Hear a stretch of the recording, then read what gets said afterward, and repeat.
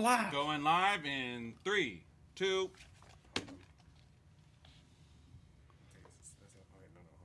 Paul, the way you did it, you sounded very confident, by the way. Yeah. Did you hear that? Like it's... Paul has what is known as irrational Are confidence. we officially live? I wish you would have seen the way Paul set us up to go live. But we're officially live now on the podcast. This is episode number 42 or 41? Is it 42? We got 42. It's episode number 42. Jackie Robinson. We have Adam here with us. We have a friend of ours, Sanada Ajem, right here, a top luxury realtor. You've been doing real estate for how long now? The top. The top. In all of Boca, years she's now. number one. And maybe in all the world. Yes. No. But here, about that. she's. Here's all I can say to you. I went to what is that, Waldorf Astoria? Yeah, of course. I'm having lunch over there after we had a visit together. It was Yes. yourself, Marcus, me, my wife, and we looked at the house in Del Rey. Yes. Where, the one on the other side. I don't know which one, if you know which one I'm talking about. No, we went to see a house in Royal Palm Yacht and Country Club. I think that was the one. We did, but we also looked Oh, at the yes, one with Rocky Brook. the Rocky Brook one, yes. Yes. So I came back. We're having lunch at this restaurant. The girl comes back. I have the flyer sitting right there. She says, "So you work with her?" I said, "I work with who?" It's me, Jen, kids. You work with her. I said, "I'm sorry, I'm confused." Sonata. I said, "No, but we just met her, real nice. We met her husband." She says, "Well, I hate to say this, but I have to say it anyways." I said, "What is it?" She says, "She's a competitor of ours, but she's the best here. If you work with you in very good hands." So I'm just telling you, everybody. competitors are giving her a shout out. Everybody salutes Sonata. Sonata sells 10, 20, 30, $40 million homes. So it's not, it's a different market you're in, but it's good to have you on here with us. For some that don't know, we'll get into your story here in a minute. I think you used to be a top VP with the Trump organization years ago. Yes. You came out here. You've done incredible here yourself in real estate. And with the current state of things, I think it's probably a good idea we talk a little bit of real estate. You educate us on that. And then since you're from Bosnia, you also have some thoughts about what Zlatan said about LeBron James. I can't wait to hear your commentary about that. But let's get into some of the But topics. before we get into it, can we also welcome a special guest back to the podcast? Who's that? Kai? You, baby. Oh, Where have yes, you been? It's good to be back. You've been in Hawaii. You've been traveling. What's going on? I watched what you guys did, what you did with Yeah. Kai and Tom. It was fun watching you guys. You hosting, sitting on this side. It was exciting to see that. I kept your chair warm, but we're glad to have you back. But it's good to be back. I mean, obviously, Hawaii was a great experience. It's a 12-hour flight. And when I lived in L.A., it was a 5-hour flight. When you're living here, you got the flight, the stops, all that stuff. Well, but we were the biggest event Hawaii had, an elite incentive trip. We had about 450 people there. We were the biggest event since COVID. Everywhere you went, it was on the news. They were all talking about it. They were so excited to see tourism coming back. That's really cool. They were because that's how they make their money. And Hawaii took a very big hit during COVID, but it was a great experience.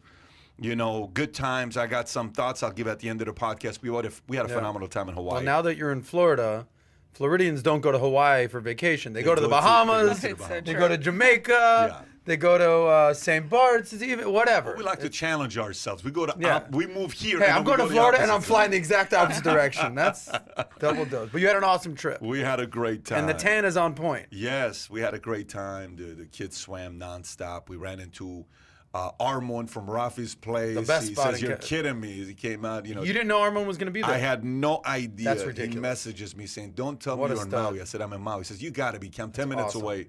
Kids hung out. Rafi's place. We had a great time. Now we're trying to get him to open up a Rafi's place in Florida, but we'll see if that's going to happen. I think Florida needs a Rafi's place. Oh, yeah, I agree. I think South Florida And you needs can eat outdoors, and it's can not eat a big outdoors, deal all not year round, baby. Exactly. Sonata, let's get some real estate on there. Let's make it happen. Let me give the stories on what we're going to cover. Let's go. Then we're going to focus on Sonata, and then we'll go into the stories. do I it. think that's the formatting. So Well played. here's the issues we got going on today. Walmart is thinking about coming out with the Bank of Walmart, and they just recruited two top Goldman Sachs folks away, which they're not just anybody. We'll cover that here in a minute.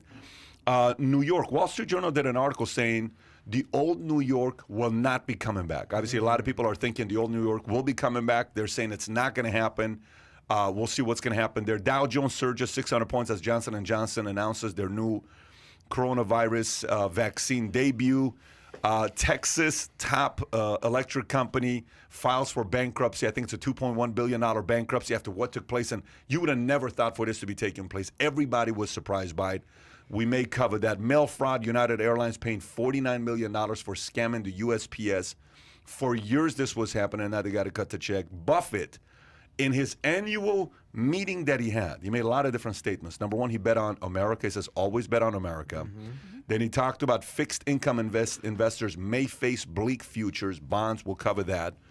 And some other announcements about him buying back $25 billion repurchase. I mean, when you're buying back shares like that, what are you saying about your company? Confidence. Absolutely. I feel we're going places. You buy $25 billion back? That's respect for what they do. We'll cover that. Chinese businessman charged with stealing G trade secrets. The CPAC speech, I don't know if you guys watched it or not. I watched the whole thing. You know, he made a lot of comments. We'll cover some of the stuff that he said. Hyatt had some issues with that.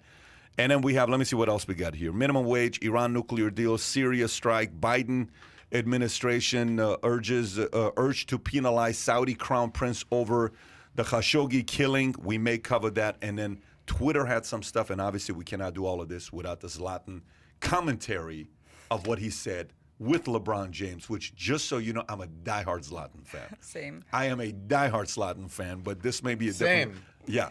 Okay. I'm a diehard Zlatan fan, but we'll go to that here in a minute. So, real estate.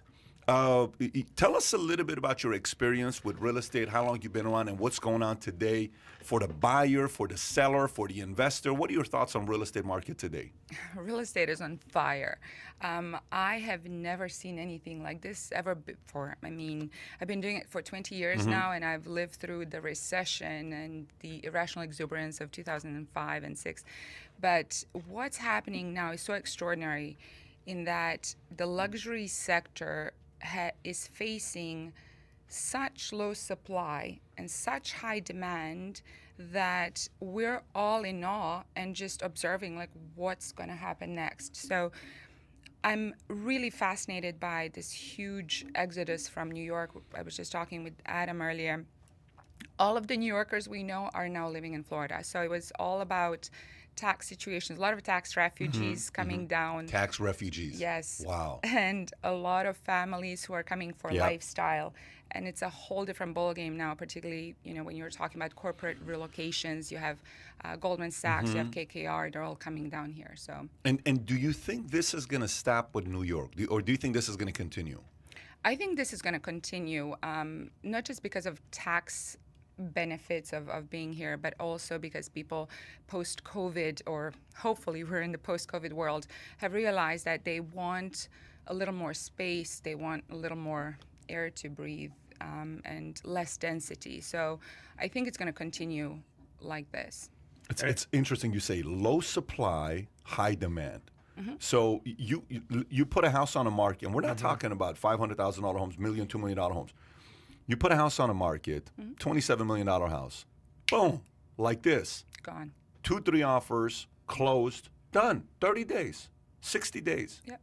And then, you know, Tim, we're good friends with Tim. You know, Tim, our shout out to Tim Elms, who is he's a genius realtor. He thinks like a Tom Ellsworth. His brain doesn't stop. He's just constant. Super smart. One time we went and looked at a house. It was the greatest experience. It was pure showman. We had such a great time. So we go in, we're looking at this one house, and it's me and Jennifer. Tim walks in, he looks at this realtor and says right off the bat, why the hell would they put this right here? Why would the builder put this right? This is 1980 stuff. And him and the realtor get into an argument right in front of us. I'm like, Tim, it's okay, buddy. And then he walks in and says, where's the pantry? How do you not put a pantry into a $4 million house? Where's the pantry? Do you expect them to put it in the garage? So I'm like, is there an issue going on here with these two guys? So then they go outside. He says, let me see the backyard. There's a pool, and there's no fence. There's a little bit of a creek back there. He says, nope, you got to put a fence here. There's going to be alligators there.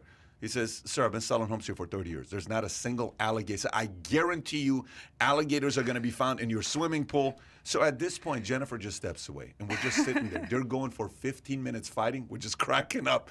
That's Tim Elms. He represents you very well. Is your partner? Or what? No, he's a good friend of mine. He's a good yes, friend. We work together. Yeah, he's a good guy. So he said to me, he says, Patrick, I just want you to know, people who are moving here are billionaires. So if you're going to make an offer, just know who you're going up against. There are people that have money that don't care about 28 million, 32 million. Get what you want, but don't over-negotiate right now because of what's going on. Obviously, we've gone through a few different homes, and we've seen them go like this, just our own experience. Absolutely. So how long do you think it's going to stay buyer's market? Because my concern is with rates, right? We saw last week the rates went up slightly, and you saw the market, respond to it. What's going to happen when Powell or whoever is going to be running the Federal Reserve eventually raises the rates back to what they're used to be, 5%, 6%? What's going to happen there? Or do you think this number is still going to be going up? The market's still going to be going up? I think so. I think the strength of the luxury real estate market is directly correlated with the strength of the stock market. So it's psychology, right? If you feel really good about your portfolio and you're like, no, I'm staying here, I'm going to upgrade, I'm going to buy something bigger. But the rates are impacting more lower, up to $3 million segment. So people who need to finance, right? And however rates are going to impact the stock market, I think then it's going to impact the ultra luxury. But so not the ultra. So the ultra luxury, because it's a niche, they're not going to be affected by it. But other folks who are maybe in the 500,000, 1 million, 2 million, they will be affected by the rate. Absolutely. Okay, interesting. Because is that because the ultra rich keep getting richer, and to them it's not a big deal to move into a place and even overpay for property? Pretty much. Okay. I mean, it's emotional, and it's a completely different ballgame when you're dealing with super rich versus when you're dealing with people, with families who have to buy at a particular price. They have very strict budgets. So it's much more emotional driven. And what I've noticed, it's all about psychology, right? So when things are going really well, and particularly during the pandemic when people were scared, times of uncertainty bring out the best in people or the worst in people. So fear is a very unique motivator even with the super rich clients. So this is a trick question for you. Yeah. What is the cheapest home you ever sold? I don't know, 700,000. 700,000. Yes. Okay, so 700,000 all the way up to 25, 27. Okay, Yeah. so 700,000 to 25, 27. What is the when you're dealing with approach with a $700,000 client versus a $25, $26 million client? The reason why I ask that is because I worked in finance last 20 years, so I'm dealing with a client that wants to put $20 a month into a term policy, and they just want to protect themselves for $100,000 or $250,000.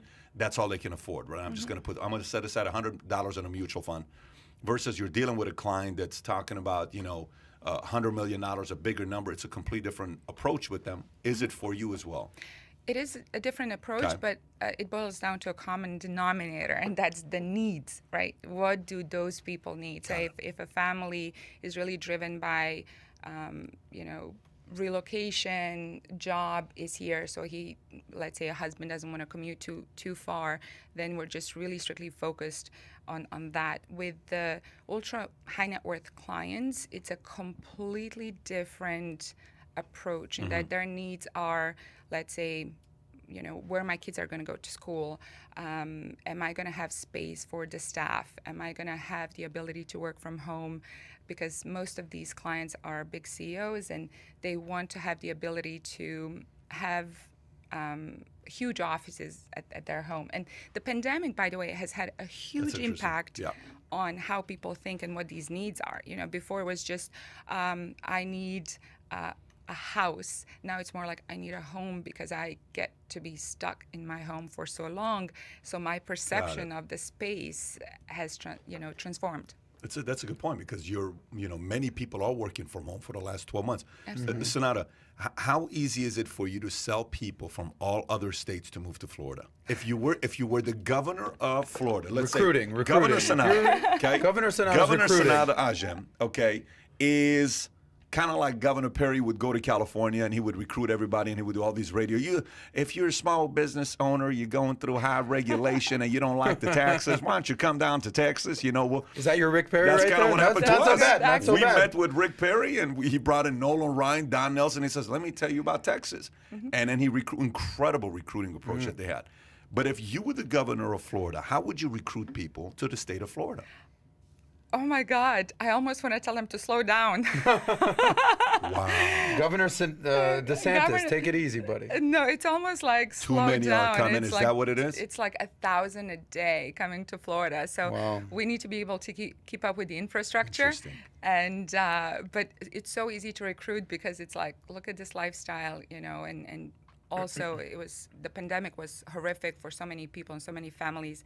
And they look at Florida, not just in terms of lifestyle, like we go out to restaurants and it's not as strict as most other states. So they look at Florida like, wow, you guys are having fun. Like, what's going on? It's so crazy you say that. You know, you post Instagram stories and people will say, well, lucky you can go to a restaurant. I'm like, lucky? I mean, because I lived in Texas. Right. And even in Texas, we'd go to restaurants and we'd go Not to a big Toulouse. deal. Yeah, of course. With Martine, which I miss Martine, you know, our friend from France.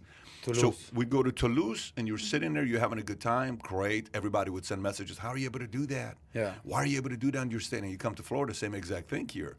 But that's not normal for everybody else. That's where not they're living. normal. I think this is such a bubble. It's almost la la land in Florida due to regulations during and post-COVID, due to the weather, right? And due to low density areas. So it's a whole different ballgame what's going on here. So easy time recruiting people to Florida. I don't need to recruit. How often do you hear a luxury real estate agent saying, relax, we don't need you here right now, buddy. I've sold enough $20 million homes. Let me take it easy. Well, let me ask you opposite question. Can you sell people on staying in Florida, staying in New York?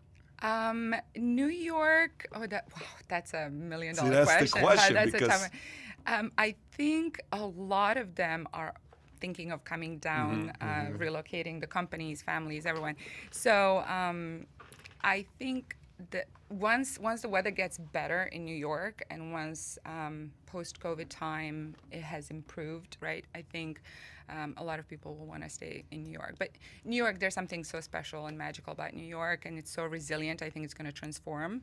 But for now, Florida is the place to be, not just for business reasons and what you were talking about, taxes, right?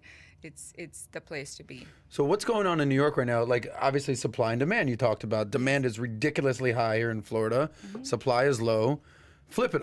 I mean, we're talking New York, New Jersey, Connecticut, just that whole area. What's happening with the real estate market there? Are prices down 20%? Like, can you get a good deal on it? Like, if you believe in New York and New Jersey and you're like, look, things are weird now, but by 2022, things are going to be back to normal. Baby, we're good. What's happening in that market from what you've seen? From what we've seen, New York is definitely down in terms of real estate. Prices are down anywhere from 25% to, in some instances, 35%. Wow. Yeah, so if you bought a place for $1 million in New York, which is a shoebox in New York. Wow. Yeah. Your condo, whatever it is, because I have a buddy that just bought something like right before the pandemic. His place is maybe worth $750 now. That's correct. So real estate doesn't always go up, like newsflash. Well, right. I mean, correct. Okay. And New York it had gone up. You're dealing with a black swan. So of course, New York got crushed. But we're dealing with, New York got really, really crushed. And ideally now you want to sell in Florida at the high and buy in New York Of course. at the low, because the problem we're having in Florida, a lot of people with such low inventory here is like you tell them, hey, I can get you insane number for your house. And they're like, where do I go? I have no place to go. If you sell, what am I going to do? What am I going to do? Do you ever recommend that somebody, this is, I don't know if we want to open up this can of worms on real estate, but sell your house, okay? Get $10 million, put it in your pocket, sick. Go rent the place for a year or two. Do you ever recommend that? I do. I do. Like, cash out and... Cash out, relax, travel. They don't like the rentals. They just don't. Like, if you're that wealthy, you're like, no, I need to buy a place. No, they don't. Most of my ultra wealthy clients, like, if it's a few months here and there, they'll rent. And if it's a beautiful home, of course, they're fine with that. But in their mind, like, they are not renting. They're not renting. But New York, to go back to your question, which is a really important subject, New York real estate is down because it's a black swan event. And because people were afraid during the pandemic to be in these high rises and being around so many people, and COVID restrictions were so extreme, rightfully so at that time, because New York was just a unique place. So I think it's going to take a few years to recover because it's affected people on all different levels, right? And it's affected how people think about New York real estate. But knowing what New York is about, which is its extreme diversity and amazing, people, culture, The hustle restaurants, and the bustle and living it, everything. yeah. It's going to come back. And now I have clients who will call me and say, hey, do you have something in New York that's a steal? So a lot of them are wanting steals in New York as an investment because they're counting. It's going to take 2-3 years for it to. And you can get steals right now, Are there right? steals? Yeah, So there are absolutely. many steals in New York right Absolutely. now. Okay, that's good to know. So there are, so I just pulled up bank rate, and I looked up to see housing heat index, which state real estate markets are doing the best and worst during coronavirus. They rank all top 50. Oh, that's okay, awesome. So top 5. Number 1, you'd never guess it, Utah. Okay, Utah. Wow. Number 1 is Utah, believe it or not. What's up with that? It jumped up 10.7% in 12 months. Then it's Montana. Maybe you ought to consider Montana be a good place for you. Then it's Missouri. Yeah. Then it's Arizona. Then it's Idaho. So Top 5. Florida's not in the top 5. No, it's maybe number 6, but it's not in the top 5. It's what we're looking at. Then if you very put weird. bottom 5, check this out. 51, Hawaii. Okay. 50, New York. Then it's Louisiana, Illinois, Nevada. Even Illinois got hit. But New York 50th. By the way, Hawaii homelessness was berserk. Like, you couldn't even believe it. Hawaii. Well, it's like the most expensive place to live. It's not only the most expensive, it's not, it relies on tourism. Exactly. So New York doesn't necessarily rely on tourism. New York is a business capital of the world, but you got to keep the business there. Right. Absolutely. You got to keep the business there. Sonata, your story is you came from Bosnia. Why don't you share with us briefly your story? Well, we actually have a lot in common Yes. in that regard. I lived through the war in Bosnia in 91, 92. I was a teenager. I was 13 years of age and saw more atrocities and horrific things than most people will see in their lifetime.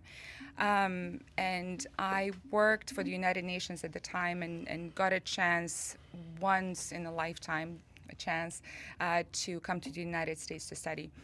And, we were refugees during the war in Bosnia. We lost absolutely everything. I also lost my father. And it was, a pretty big deal for me to come to the United States because it paved the way to help all my family to come here. Were you the first in your family to come to the United Yes. States? Wow. Yes, I was the first one. I came with $200 in my pocket and a scholarship, which was Cool. pretty cool, and worked really hard.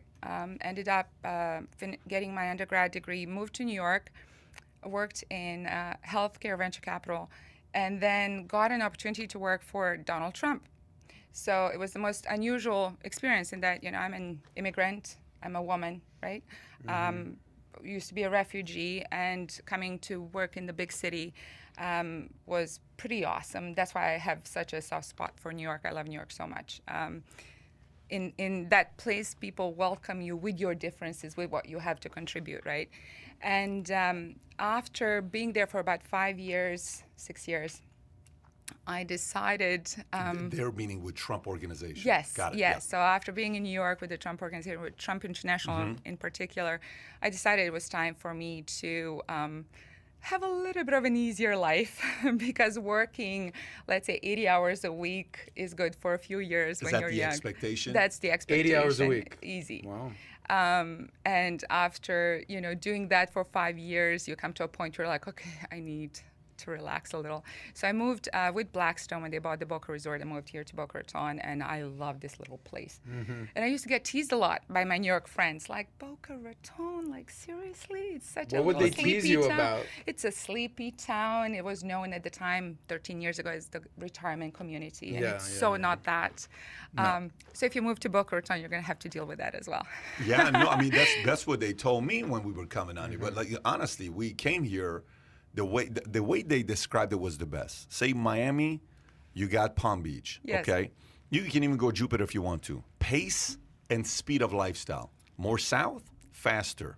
More up, slower. Slower. Yeah, I like a little bit of pace, but not too much. Boca's a good place to be in the middle. Exactly. Pacing. Exactly. So you're saying, you work with Trump obviously directly. You guys work very closely together. Yes. Was he a pretty intense, high standard guy himself? He was.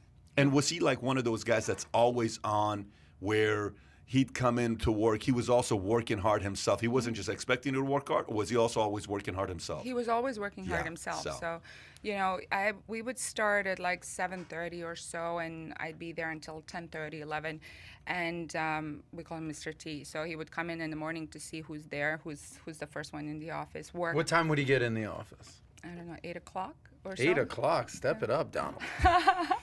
I've already been in the I office know for you're a 3 big hours, fan. buddy. Not you, Adam. Not you. Step it up, Don. Stop it. Not you. Adam's a 9:30 guy. Yeah. After you do your yoga, that's I'll do when my you come. yoga. Yeah, you relax. Well, what time did we start today? At 7:30. So how am I a 9:30 guy? Wait We a started minute. at 7:30. Once a week, you're here at 7. Twice a week. What's it twice a week? The podcast. We do the podcast. I got to give it to you. Respect. Okay. Ever That's since just you basic started, math. so ever since you started working here, we got you coming here at Yeah. 7:30. I'm And running that's a laps big around deal track. for Florida, Pat. You know, Yeah. that's a huge You know, deal. I tell people from New York all the time, if you come down to Florida and you keep that New York mentality, that hustle, that you're going to take kill over it. the world. Yeah. Because everyone in Florida, I'm sleeping in. I might go to the beach today. I'm hungover. So funny. I was on a yacht yesterday. Well, you like- actually were on a yacht. a Yeah, couple that's why I was days ago. hungover Yeah, so- yesterday. That's what I'm saying. Like, Yeah. yesterday was rough. Now Yeah. I'm back in it. But Yeah. you understand, like, I totally get it. am I wrong on that or am I? You are Yeah, 100% exactly. So let's right. go back to so Trump was a hardworking guy who expected his people to also work hard. Yes. What did you learn from working? Because when you work with somebody like that for 5 to 6 years, you're gonna walk away picking up a lot of stuff. What were some of the things you took away from working with them? A few things, but number one was I remember when I first got there in the office, there was a plaque that says start from the end. And it took me a few seconds to understand what that truly means, but he is always like get to the point, and he never had the time to listen how you got to a certain point. It was just like start from the end. So, You know what What's this your is? point? So this is a recording they made because Adam will go and say some stuff, and I'll say, "What's your point?" And now we got a button. Yeah, now we got a button for it. So he would Okay, say, got "Get it. to the point." get to the point, and it trains you how to think differently, and that's what happened to me. I immediately get to the point, and then it would be like, what's your suggestion? Because coming with problems to him was not optimal. Come with what's your point, and what do you suggest? Another thing that I learned is like figure it out, which is if you're tasked with discerning, for me it was Trump International, I worked with a company called Bayrock.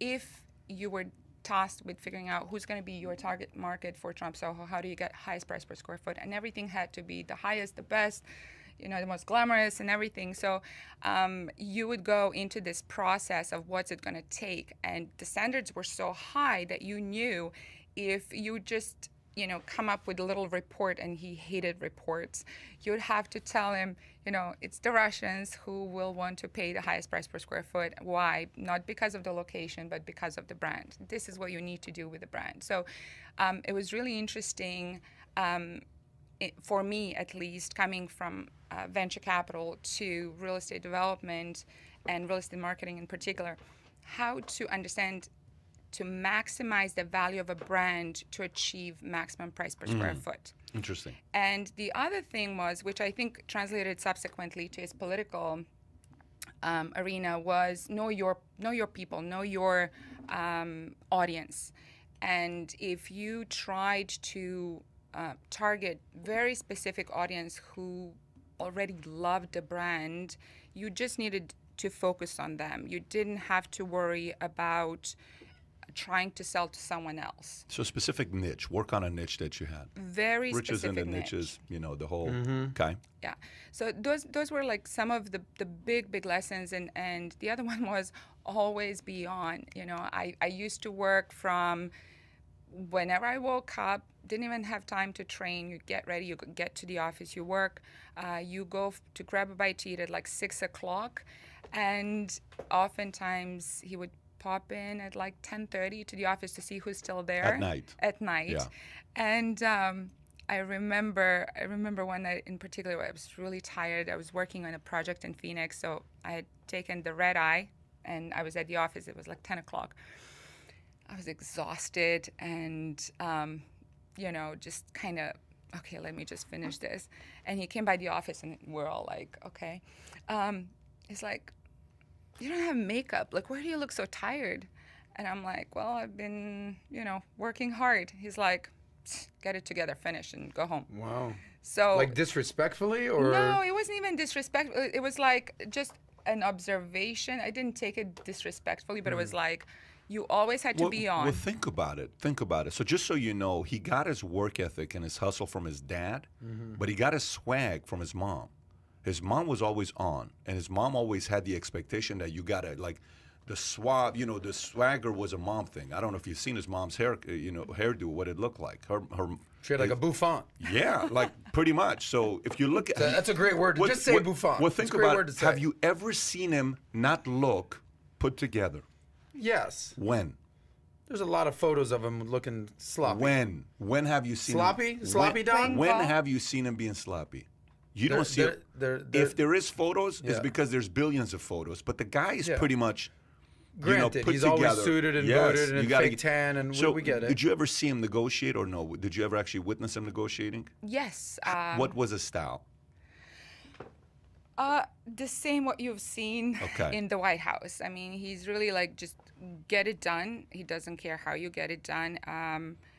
Very intimidating. Like I've never seen him smile during those 5 years. So that's, he's very, very serious, very intimidating. And he would listen, but he would only listen to people he trusts. So people who are in his inner circle, including his children. Got it. And did the people that were in his inner circle, did they stay there for a long time, or would they churn and burn, Yes. kind of like politics? No, Okay, not so on the churn. business side, they would stay with him for a long time. On the business Got side, it. from his assistants to people who worked for him, were there for decades. Got it. Last question for you about him driving. How did he drive people? Like, there's different ways people drive their teammates, their Yes. staff, their salespeople. What was his style? I would say fear-based in a way. Really? Yes, Okay. because he would have really high expectations. So if you fall beneath whatever that high standard is, it's like you don't belong there. So not as many carrots in that, he thought that people should pay him to work for him in a way. So many people stay there for quite a long time because once you're in that inner circle, there's the, material and financial benefit. Do people But, make money working with them? Like, if you stay with them long term, you're going to make money. Yes. So Okay. you have to get through a certain threshold and certain point in order to make money. So I don't think it's just the environment was really stressful. It was very competitive. But I think I learned a lot from it. And for me, like, I'm not afraid. I lived through a war. So unless someone has a gun to my head, I'm not afraid of you. Do you kind of need to have that thick skin to even be in that organization? You do, absolutely. Like if you're not really ready for criticism or to work hard, like that's not the place you should. Correct. Got it. Correct. Question. Seems like you had a beneficial experience. There were some pros and cons, and you Yes, worked pros and hard, cons, but absolutely. overall it was a net positive, right? And you've worked pretty closely with him. I mean, you're saying you'd be in the office working at 10 p.m. and he'd show up, and you interacted with him. But you're also an immigrant. Yes. You live in New York City. Like you have clearly a love for diversity and inclusion and all that stuff. How shocking was it when you saw the switch from businessman Donald Trump to politician Donald Trump? You're like, oh, I can see that, or you're like, whoa, I don't even recognize this guy. Where'd you go with that? That's a really great question because as someone who's seen the business persona for all that time, when I saw the political persona, I was not shocked at all. And I actually knew how he is and that he would polarize the country. That was very obvious because he has very strong, very clear set of values, what's important to him and how he is and how he thinks. So if you know how he thinks, you know how he's going to act in whatever arena he's in.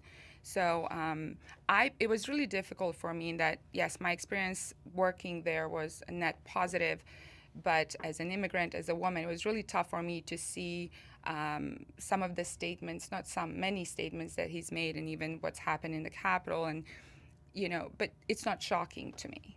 Because he steers the pot. He likes that. Yeah, he I can see that. enjoys that. He I'm not surprised either. I mean, if you just watch him at Apprentice. He steers the pot. His entire career is about steering the pot. Like, what do you expect him to do? He's going to continue steering the pot. But, you know, kudos to you for your story to go from Bosnia to come to New York, to work for Trump Organization 5 to 6 years, to come over here after your father passed. You've experienced all this different mess, and you come and you see what's going on with America right now. Sonata, how much do you love America? I'm curious. I can answer that from mine, but I want to hear from you. How much do you love America from your perspective? I love it. What do you love about it? What do you love about it? I love the freedom. Okay. I love the freedom of speech. Yep.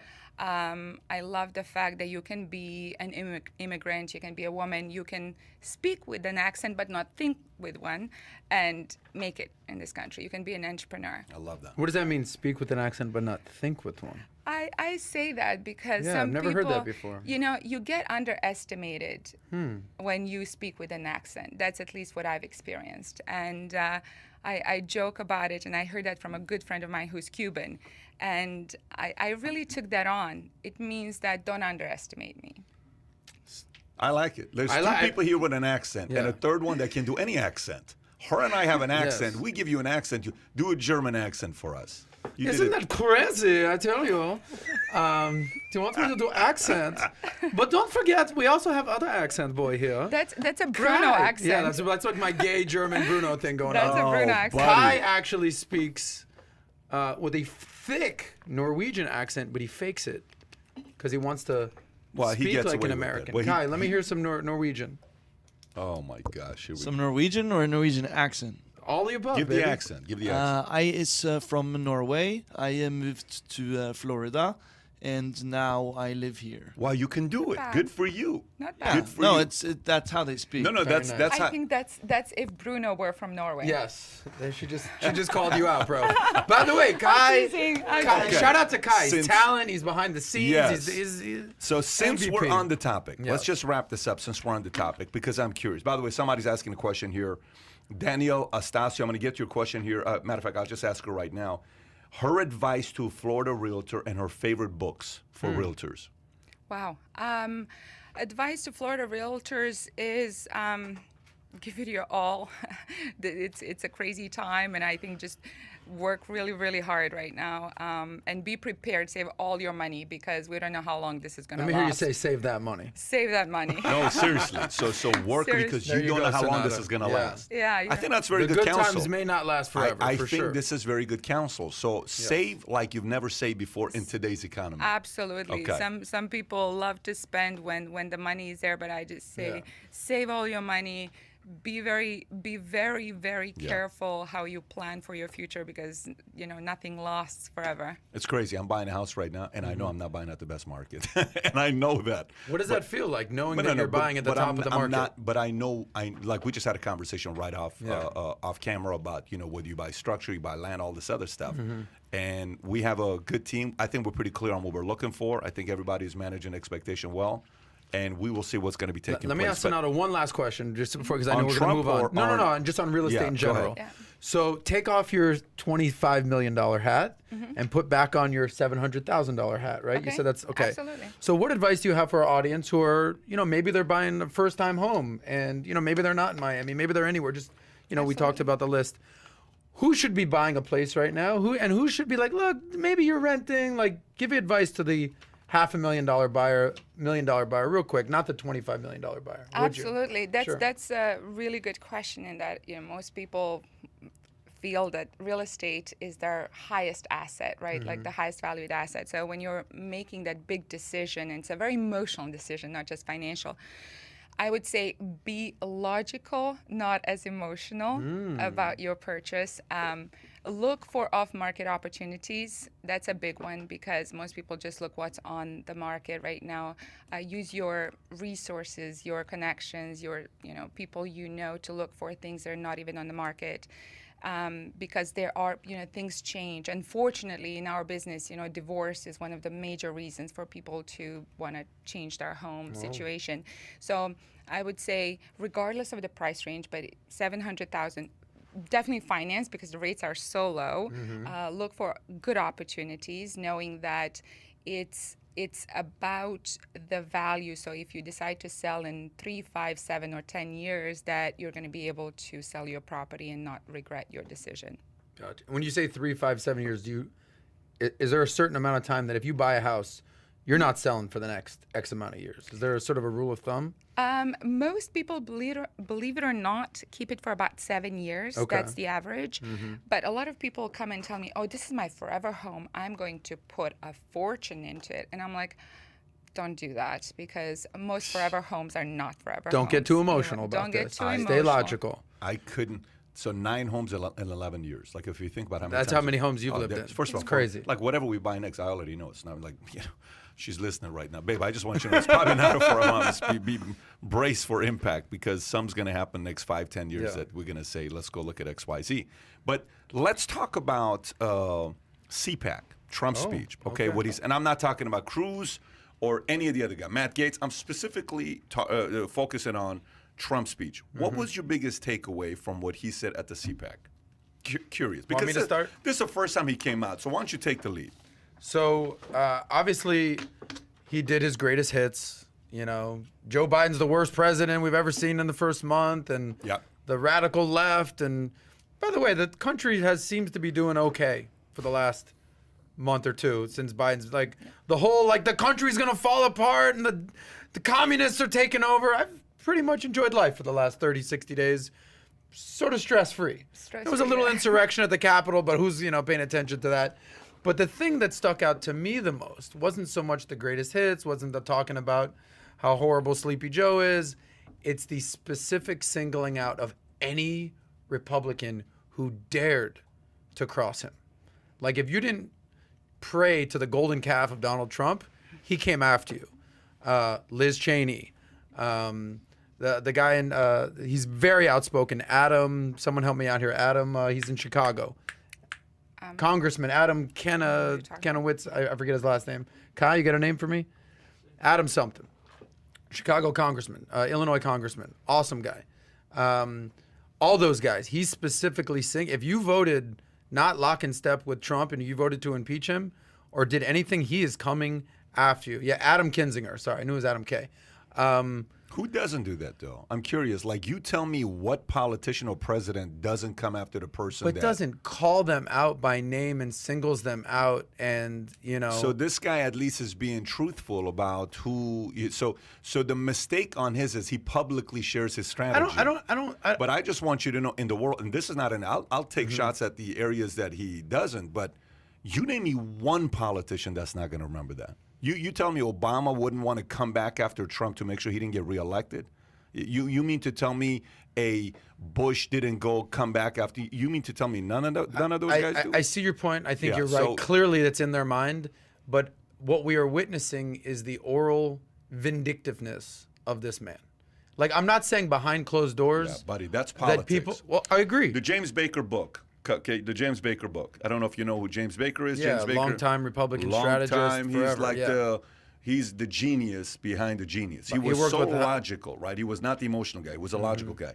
Let me tell you, everything when you go into politics, if you don't know how to play dirty, you ever watch these guys, you're like, what a sweet man Mike Huckabee is. Like, it's a sweet man. His daughter Has anyone ever said that? Yeah, he's a sweet. But how come he can't? How come he didn't run for? How come he couldn't win it? You look at some of these other Ben Carson. What a sweetheart of a man. Okay, how come he didn't win? George W. Bush, sweetheart. No, George W. Bush is not a sweetheart. He's trained by Prescott, grandfather, who was a senator, and he was trained by father CIA. Listen, there's training when you have those kinds of people. There's low-key... What I'm trying to tell you is there's levels to the game. The lower level you are, the more peaceful, sweet it is. The higher you go, you realize how dirty of a game it is. And if you show any kind of weakness, look, flip it. If Trump doesn't come out strong, what do you think they're going to do to him for the rest of his life? If Trump comes out and is quiet like a Nixon, what do they do for the rest of his life? I mean, they're going to come after him regardless for everything he's done. So, I mean, Trump is who he is. It's baked in the cake. He ain't changing. Here's my prediction. The Donald Trump of 2015, 2016 is officially gone. He is his highest approval ratings ever never reached 50%. He is now baked in the cake, the 30% of the country, or the GOP is fractured. We talked about the Democrats having issues with the socialists on the left, the moderates. It is a clear fracture in the Republican Party. You're either with Trump or against him. If you're just a normal conservative, George Will, Mitt Romney, George Bush type Republican, and there's tens of millions of people like that, you're on one side of the aisle. If you're a MAGA, Trump, that whole vibe, you're with Trump. Like if Trump said, I'm starting my own party, which by the way, he said he wouldn't do. But if he said, I'm starting my own party, they're going with him. Trumpism, but he didn't say, I'm starting my own party, so I would never do that. So there's a major fracture in the GOP. Yeah. And what we've learned in 2020, in this election, unless you coalesce and come together as a party, as a unit, as a full-on just cohesive unit, you're not winning a general election. Sorry. You could play to your base all you want, buddy. You ain't winning the general election. So keep doing that. Keep, fracturalizing the Adam Kinzingers and the Liz Cheneys of the world and the Lisa Murkowskis and the Susan Collins. Keep going after them. Clear division in the GOP, and I don't think he has any shot of winning the actual presidency if he does run again in 2024, but he'll clearly be the nominee if he wants that. He'll clearly be the nominee. Clearly be the nominee. Nobody. And get his ass kicked even by a dementia Sleepy Joe. That's my prediction. What are your thoughts on CPAC? On to you now. I know. No, but yeah, he's lost all momentum from Did you bringing the country What did you together. think about it? I thought it was expected. Okay. So knowing his personality, he's very vindictive, and he is very firm in how he thinks things should be. And in this, you're either for him or you're against him. I know that. I see that. And I think there is a huge majority of the Republican base that is exactly what you're talking about. It's much more mainstream, if you will, and more liberal in certain ways that I think is going to be left out. But if he's still interested in running, which I think he will be in 4 years, I do believe he's going to run again. Mm-hmm. And a lot of people who were upset about what happened during the Capitol insurrection will have to decide which way they want to go, because there's so many Republicans who voted for Donald Trump not because they love or support what he stands for, but because they wanted to vote Republican for lower taxes and different lifestyle, right? Less regulation. I think he's going to run. I think he's going to continue to do exactly what you talked about. And, you asked me what I love about this country. It's freedom of speech. But he's shown some authoritarian traits that make it more uncomfortable for people like Liz Cheney to say exactly what she wants to say. So that's the part that I don't like, because I grew up in a socialist country where you can't speak your mind. I think in this country we all came seeking freedom of speech. So with him, it's going to be much more difficult, and I think polarized as we go forward. But I do believe he's going to run. I think I agree with you. I clearly think he's the favorite, and if he chose to be the run in 2024, I think what he's going to do is he's going to just keep doing what Donald does and wait until the midterms. And what he'll do is sort of dangle the Trump card, for lack of a better term, over anyone running in the midterms. And if you were with him, he will go all in with you. And if you were against him, he will, like a bat out of hell, come at you. For the Liz Cheneys of the world and the Susan Collins of the Murkowskis and anyone who voted against him, he will do his damnedest to make sure they are not elected. And the guy Kinzinger actually was on the news. I apologize, I forgot his name. Adam Kinzinger. He said, "Listen, in my district, I won 65% of the vote." And he's a Republican. Donald won 52%. So the math's on my side. And that's something Stop. What do you mean? Oh, my gosh. District against nation. I mean, stop. Well, that's who he's a congressman. He has to win his district. I fully get that. Okay, this is bigger than what everything that's okay. So let me ask you this question here. What feeling do you get when you hear Nancy Pelosi speaking? An annoying grandma. Okay, fair enough. Yeah. Okay, would you agree with that, Paul? I don't want to offend Paul because I know he's a diehard Nancy Pelosi fan. He's from California. Yeah. So what feeling do you get when you hear Hillary Clinton speaking? Smart robot. Smart robot, like she just repeats. She's just kind of doing, What feeling do you get when Barack Obama speaks? Swaggy. 100%. Swaggy. Smart and swaggy. I love watching his interview. People, oh my gosh, when I watch his interview with Leno or Letterman, or you just are like, man, cool, baby. He's cool, He's right? cool. Okay, what do you think about when you hear Reagan speaking? American icon. American icon. Yeah. But you look at him, you're like, I like this guy. Comedy, fun, all that. Okay. What feeling do you get when you get Joe Biden speaking? Dementia / empathy. Really? He's a little slow, but he Okay. cares. Okay. You can tell he cares. He's got a Okay. big heart, Cool. slow brain. That's how you feel when you Yeah. hear Joe. Okay. What feeling do you get when you get Trump speaking? Nails on a chalkboard. Okay. Now watch this. Yeah. That's for you. Yeah, and about 60% of the country. No, but wait where I'm going Yes, with this. I'm with you. I'm with you. Pat. It's 75 million people vote. If you underestimate this guy, you're going to experience exactly what you experienced in 2015, 2016, okay? So now flip this. What do Hillary Clinton lovers feel when they hear Hillary Clinton speak? Are there really actual Hillary Clinton lovers? 100%. Okay. Just go to Connecticut. Just All go right. there and you'd see she's such a sweetheart. You don't remember when she lost how bad people were crying when she It lost? wasn't so much that she lost; it was that Donald Trump became the president. No, That's why they were that crying. was their hero, right? Go talk to somebody who loves, or who hates Barack Obama. When Barack Obama speaks, what do they say? He's a terrorist. He's not even Not American. that, but they'll say he's pompous. Yeah, I want to see his birth certificate. He's pompous. He's arrogant. He's this. He's that. Right? Sorry, Sonata. So, but the part you have to think about. He's a Muslim. You cannot, because I think this is going to get to one area. This is the one area it's only one question we have to ask. It's only Let's hear one it. question Let's we have hear to it. ask. Okay. I'm all ears. So it's not about whether you agree with this guy's policies or not. Everything he said was the same thing, except for one thing. One of the things he said, he's never talked about before. He said, are you noticing what Joe Biden's trying to do to women? Did you notice the recent, thing he signed where transvestites can compete now in any kind? What's going to happen to women's sports? Why are you going to play tennis? Why are you going to play basketball? Why are you going to do this? So that was a new thing he threw in. By the way, it's so controversial that's similar to what he did 5 years ago when he said what? Get them out of here. All they're sending us is this. Drug Okay. dealers. So now people, oh my gosh, we can't even talk about this. No. He's brilliant in his marketing and his strategy. So why would he say something like that? That is a part and a base on the other side. They can say what? He's right. Okay, he's right. And that's the Democrats always been what?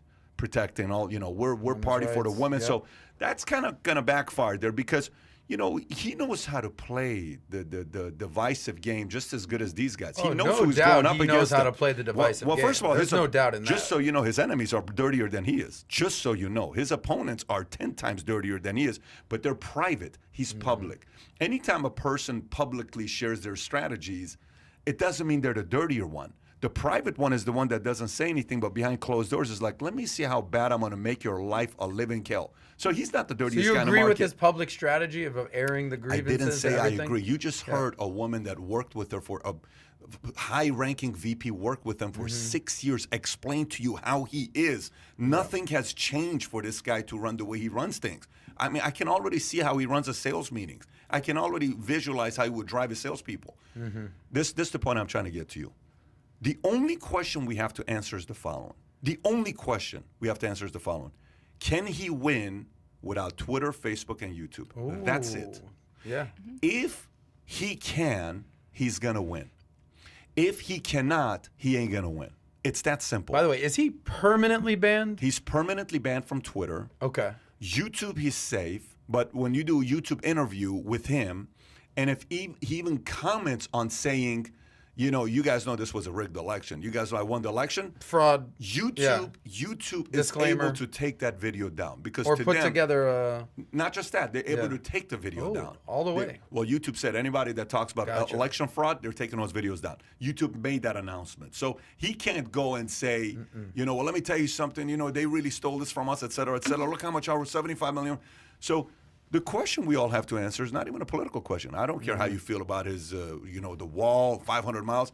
The only question we all have to answer is, can this guy win without Twitter, social media? So if you're watching this, I'm curious, if you're watching this, right now we have 441 thumbs up. We have 5 thumbs down, okay?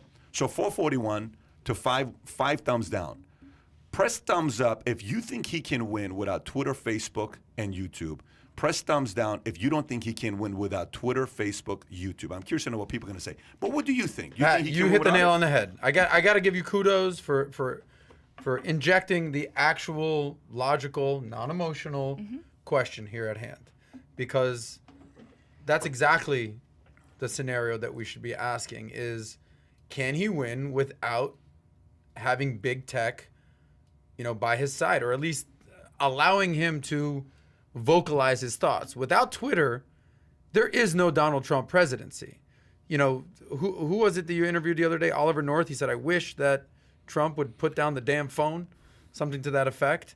Without Twitter, he's gonna, and without a certain other extent, I don't know if Facebook, Instagram, YouTube, if they're all banning him from the platform, he has two options: that he's going to either need to go with the mainstream media, which clearly they're not a fan, or he'll need to speak into the echo chamber that is Newsmax, Parler, OAN, and he's just going to be playing to his base. And one thing we've known about the sales game or politics is you need to be able to what? Convert. And if you're just playing to your 30% or 40%, good luck out there, Haas. You need to get to at least 51%. So to answer your question specifically, what's your point? No chance without big tech on his side. Okay. Do you guys agree? No chance he wins without big tech. Paul, do you agree? Without big tech, yeah, he needs to convert people. Okay. Eric, can he win without Twitter, Facebook, YouTube? Definitely not. And I think even with it, it's going to be hard for him. Okay, to win. so that's interesting. And that's a Trump guy right there. Yeah, and that's a Marine guy saying what he said. Okay, Kai, can he win without Twitter, Facebook, YouTube? I think it'd be challenging, especially considering his track record. He's not an unknown. There's a lot of people that were initially thought, hey, let's give him the benefit of the doubt in the first time around. But now, without that and also without tech, I see it as very hard for him to Sonata, what do you come think? out and win. I'm with the Marine. Okay, think with or without? It's with or without, because he just lost the support of so many mainstream Republicans, so many women, that this hardcore, rhetoric, I don't think is going to get him far, because I feel, talking to so many clients and friends, as Republicans, a lot of them don't want to be associated with Proud Boys, with such extremist groups, and that's sort of the main support group now for Trump. Yeah. So here's where I'm going with this. If you look at the Republican Party like a sports team right now, and they have to draft somebody, right? Because that's what you're looking at right now. Essentially, you're looking for a top draft pick to build your team around, and you got to have one person. You're looking for LeBron James. You're looking for a person to build a team around, not a talent. You can't build around Carmelo and win a championship. You can't build around certain people, but you can build around LeBron. You can build around Kobe. You can build around certain players, right?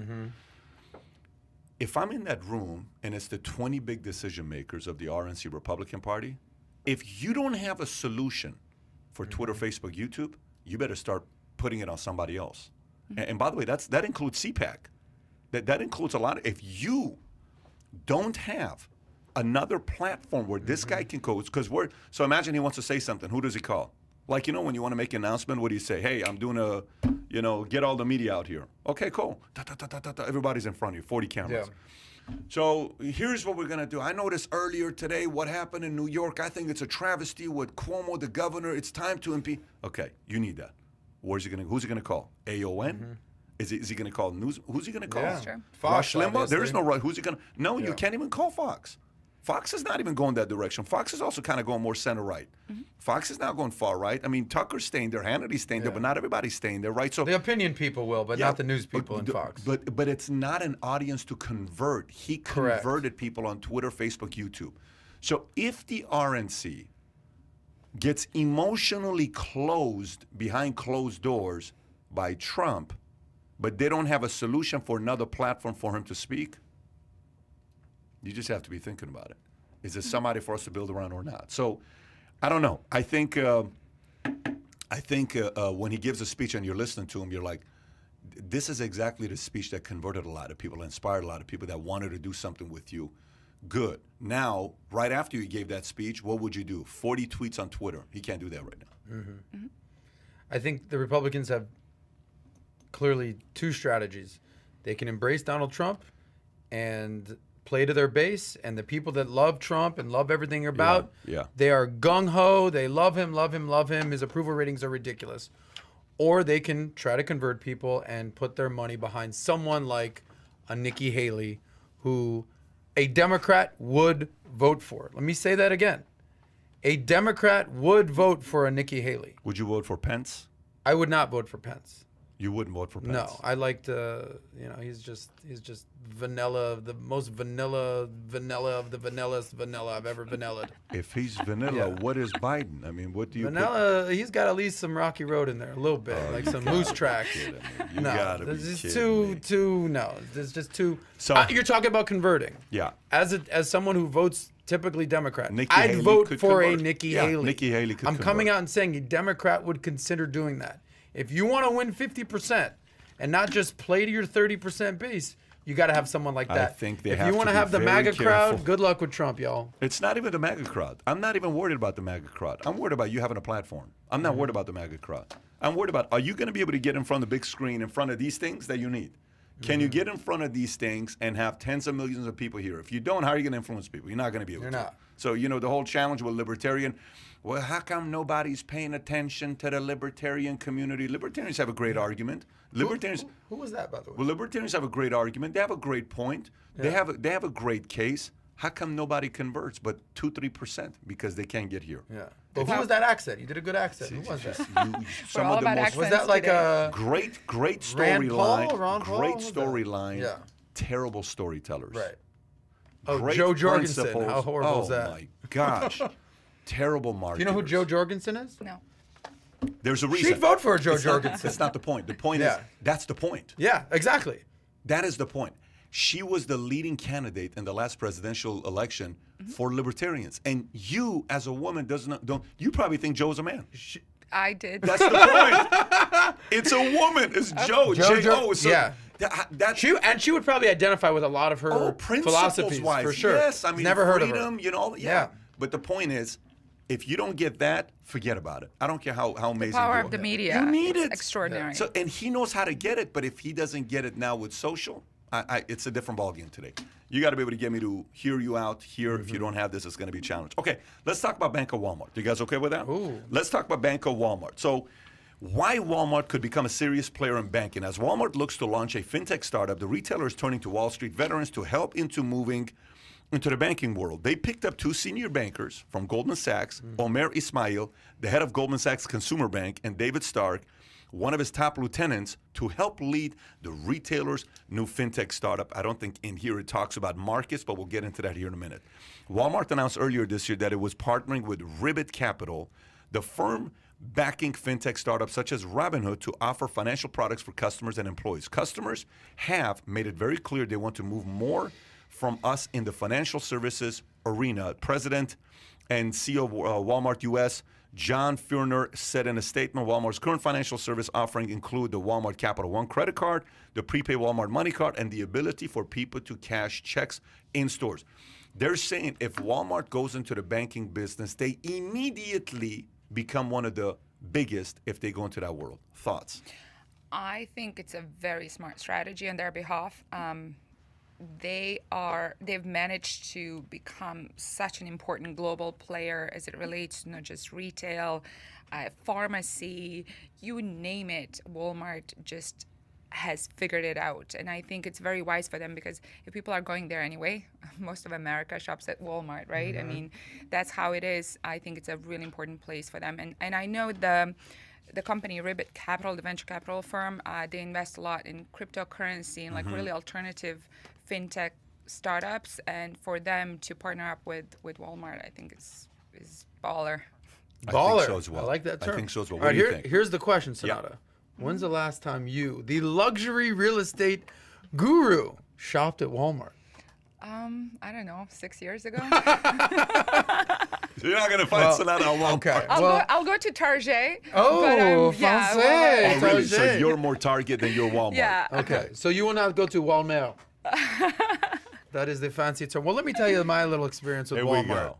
Where was I this past Sunday now that I'm back here in South Florida? Where was I? Is anyone who saw my Instagram? On a yacht? Walmart aisle 17. No, I was not. I was on a boat. I was on a yacht. Shout out to my my best friend Keith Menon, his wife, Evelyn Menon. It was her birthday. We had a great time. That was my Sunday in Miami. Kai, where did I go every Sunday when I was in Addison, Texas?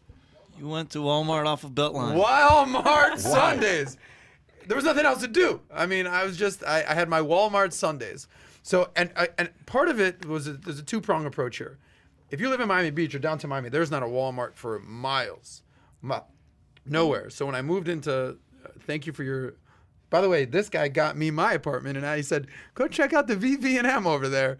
And you make that recommendation right next to the yard house. Thank you. I don't know if you guys were there to witness this. The day we announced we're moving to Florida, you were devastated. You were No, devastated. not back to Miami. Let me stay You at the didn't want to leave Walmart in Addison. It was a Beltline. very tough conversation we had. Tough. But I'd go to this Walmart, and I was shocked by how cheap, inexpensive things were. Shocked. I mean, you're talking about in Florida, you shop at Publix. It's, pretty standard. Go to Whole Foods or Trader Joe's, things are a little pricier there. Like, I felt like they were giving things away at Walmart, okay? And slowly but surely, I started getting indoctrinated to this Walmart lifestyle.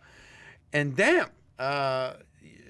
things are very cheap. So then I started seeing the types of people that are shopping at Walmart. So it's very interesting back to this story.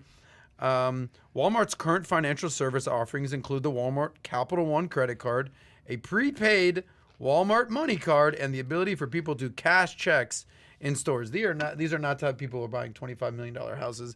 These are types of people that maybe make $25,000 a year. Mm-hmm. So, you're playing like Trump plays to his base. They are going after low income or even middle income Americans. And what we realized certainly since the pandemic is the K-shaped economy. The rich are getting richer. They're gobbling up $20 million houses like it's gumballs, but the rest of America, the rest of America has suffered tremendously. On the bottom half of the K-shaped economy. So where are they getting their financial services from? A lot of them are already going to Walmart. They're cashing their checks. They're doing, their prepaid cards. So if Walmart wants to play to their base, the 25% of Americans who have no financial education, they have no savings, they have zero credit, they've got just financially a mess, and a part of my brand is helping people like this get smarter. I think that they can be a player in the low-income, middle-income American what does financial player services. mean, though? Does player mean top 5, top 3?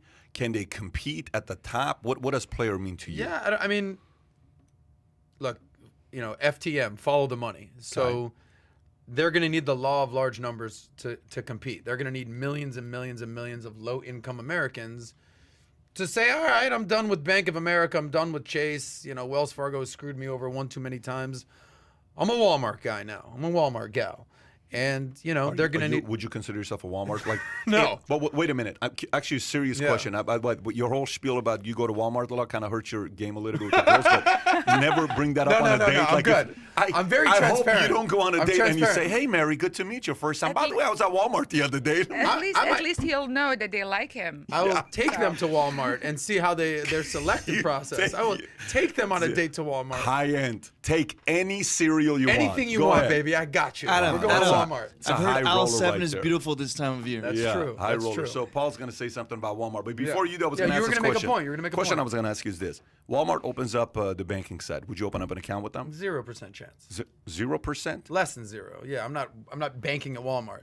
Like, no. Like, sort of the... fine. Not a good look. By the way, keep this piece and record it. Shopping? Watch in 2 Shopping for years from now, cereal showing up and with a avocados? Walmart bank. I got my Walmart Black Card, y'all. Go ahead, Paul. Well, I think a big part of where they can succeed in this arena is the bank culture and the bank industry themselves. They have a culture, right? It's that 8 to 5, and they're not open past 5 o'clock. If Walmart offers, because one of their big benefits You is doing time? Because even when I was driving I don't from know. here to Texas, Yeah. like I needed a couple things, and I'm like, where's a Walmart at?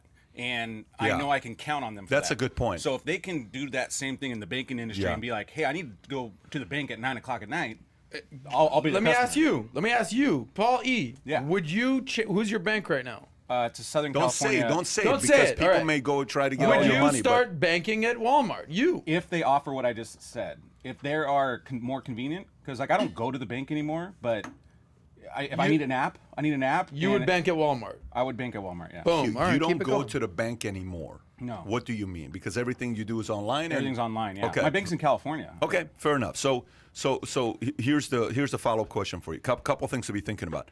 Do you know 97% of America lives within 10 miles of a Walmart? Let me say this one more time. Wow. 97% of America lives within 10 miles of a Walmart. Goes back to your point. Okay? Do you know how many people per year walk through a Walmart? Not if you walked in 19 times, you don't Yeah. count as 19 times. How many? I'm just one time. Individual. Yeah. Okay, 200 million. I was gonna say somewhere around a couple hundred million. Yeah. 200 million walk. But not Sonata. She hasn't been there in 7 6 years. years. Well, maybe they're gonna Yeah. get her business now. But watch Sonata, this. would you consider banking Well, at Walmart? if she hears about not happening. Well, hear me out for a second. So, first of all, what is Robinhood? Robinhood is for what? Low income and middle America. That's what they're targeting. Great. Who's Goldman Sachs? When you think about Goldman Sachs, what do you think about? high end, Cream of the crop. yes. You need 10 million to get in. If you Yeah. don't have 10 million, by the way, they only have 400 advisors. Morgan Merrill have 13,000. They only have 400, and they have 400 to say we don't need 13,000. We only have 400 because we get the cream of the crop. Cornell University, Penn, Wharton. Those are the kind of guys that we get that come to us. Okay, great. But the two guys they recruited, I don't know if you've looked into who these two guys are. The two guys that were recruited, Omar Ishmael, was the head of Goldman Consumer Bank. That's what you just read, that they say go. And then here, David Stark, partner at Goldman. David is the right-hand guy to Omar at Goldman Sachs. Omar led the way because Goldman saw what was happening with Robinhood and others and Acorn. So they started a branch called Marcus Invest. Yeah. Marcus, to get in, you only need $1,000 to go into having an account. Yep. So Goldman Sachs, who has been the cream of the crop, you need 10 million to come in. If you don't have 10 million, we're not even doing anything with you, unless if you're part of the family. They saw the trend and they said, let's go open up Marcus to allow people to come in. You answer the questionnaire. Minimum investment you need to make is what? $1,000? Now you got an account. Awesome with idea. Phenomenal idea, right? So, okay. Great name, by the way, Marcus. Yeah. By the way, last year, just the Marcus business model generated $1.2 billion in revenues, $97 billion deposited into Marcus. Wow. Let me say this one more time. Just last year, $1.2 billion in revenues, $97 billion invested into Marcus. Last year alone, 2020, during the pandemic. And this is who Walmart recruited. These are the two guys they Wow. recruited. Smart. So they recruited away the guys who led Marcus to go to Walmart. So now they're going to go to Walmart, bring that experience from Goldman Sachs. Yeah. They recruited the main guys you want to recruit. They're going to Walmart now. 97% of America lives within 10 miles. 200 million people that are visiting Walmart. You got all this business. Now you got a banking, all the locations. Traffic's already coming in.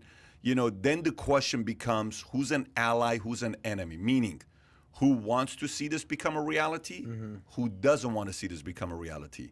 Does B of A want to see this become a reality? Does Chase want to see this become a reality? Do they want to see this become a reality? Right. Who does want to see them become a reality? Does a Robinhood? Does a Goldman? Who is it? So I think that's going to be the battle. But Walmart, the number one enemy of Walmart is who? Who's the number one enemy? Amazon. Of Walmart? Amazon's the number one enemy. Is this also going to be the first mover where Amazon next is going to want to come up with bank? Is this when all these other guys are going to shoot? We get all this money that's coming in. Maybe we got to play ball. And can Amazon compete at the level Walmart can? This is an area where Amazon cannot compete with Walmart. This is one area.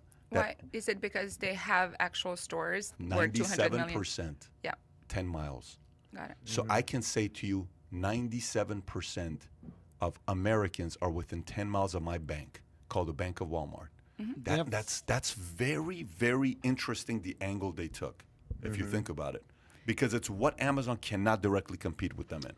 Couple thoughts. We were joking about the Walmart thing, and we talked about Goldman Sachs and Marcus. If, from an optic standpoint and a branding standpoint and PR standpoint, you can't be Bank of Walmart. You got to come up with, a fancier name or a Marcus type of a thing for it to be a little more palatable if you're going to convert people. Like if you're already banking at Walmart and you're cashing your checks there, you're going to freaking Walmart, whatever. But if they come up with a, you know, an attractive name and it's whatever, Fair enough. you know, people will be a little more apt to go there. That's number one. Number two, you brought up Amazon. You know, if we learned anything from Jack Ma's Ant Group, what's their whole company that they're doing over there? The Ant Group and Alibaba. fintech. The whole fintech, like you're banking, you're shopping, you got your ID, you got your driver's license, you got your credit card, you've got every financial service tool, boom, on your phone. Okay? So there's a model out there for Amazon to potentially emulate. And obviously Walmart is kind of playing in that thing. But to Paul's point, does it really matter that you live near your bank? Because banking is online anyways. How often do you go into your bank anyway? So I get it that it's cool to live near a bank, maybe near where you shop, but don't forget, how often do you need to do that? You are rich to middle America, Adam. Don't forget who you are. You may not be selling $25 million homes, but you still made your money. It's not like you're making $50,000 a year. You don't know what it is to be $50K right now. You don't know the level of trust. Like, you know how, I don't know if you guys got family where they say, oh, I don't trust online. I like to go to a physical place. There's still people like that that want to go to a place, and it's typically folks that make $25,000, $35,000, $45,000, $55,000. That's their market. So they're targeting their own. They're not targeting you. They're not targeting you. They're not targeting, but they are targeting that. So, Pat, yes. I think there's one interesting thing as well that you're not necessarily, that you guys haven't brought up at least. Walmart has 4,700 locations in America. I mean, overnight they can have 4,700 locations with a bank. Imagine, you know how Apple also did their card where you get certain cash back, you get certain discounts and stuff like that. Imagine if Walmart does that where you get 2% cash back on groceries. Imagine the 200 million people that go shopping there automatically I agree. 10, 20, 30, 40, 50% overnight can switch over and just have an extra card. Well, it's the look at the way they did. Good for them, man. Good. You know, I'd love to see Walmart and Amazon. You want to see that? I just want to see that. I want to see I want to see a heavyweight matchup, because think about when Amazon bought Whole Foods. You're like, what the hell are you thinking? Yeah. And people are like, wow, you know, it's just not really a good move. It's just, you know, and it's like, yeah, okay, buddy. So then Amazon, if you're an Amazon, are you an Amazon Prime member? Yes. Can you please put in your number? Matter of fact, just go to your app and show the thing, QR code, boom. Oh, you just got a $9 discount. I pay $99 for Prime, and wow, okay. So now you're going back to Whole Foods. They charge 20% more than a regular place, but you feel healthier when you buy at Whole Foods. So funny, same thing. You feel healthier when you go. Whole paycheck. Guy's a genius, the guy who set it up, by the way. So I don't know. I kind of think this could be very interesting. And I don't think Amazon could compete directly with these guys. Not in this area. May I make one more point, which is in the past, the American dream was owning a home, right? Now the American dream is being an investor. So even if you look at what happened a few weeks ago with GameStop, a lot of these investors and people who are part of Robinhood, they're students. They're, people who make whatever they make, and they want to feel like they're part of that American dream. So I think there is this huge transformation and evolution of what it means to be successful in this country. And if you feel like you're part of the whatever it looks like, be it investment in stock market and now Walmart, I think this is incredible because, like you said, they have a captive audience. They have millions. They probably have details of every single American citizen. Data. Think about the data they got. So the data is that's where the power is. You have captive audience. So how do you just smartly and incorporate a whole new segment of business? I wonder if they sat there and they said, what can we do that Amazon can't do? I wonder if that was the board meeting. Of course it was. What right? can we do? Like, the whole blue ocean strategy concept is you're going to compete with somebody not directly in an area that they're weak in. I wonder if they sat there and the brains in that board was, what's the one thing they cannot do? Banking. Let's go into it. So if Walmart, now you're buying your loan from Walmart, you buy a house, you get your loan, $300,000 loan from Walmart times millions. I mean, that can really scale. That can really scale. And as far as the name goes, I mean, Walmart's used to have a new name, Sam's Club. They have, Sam's Club is owned by Walmart.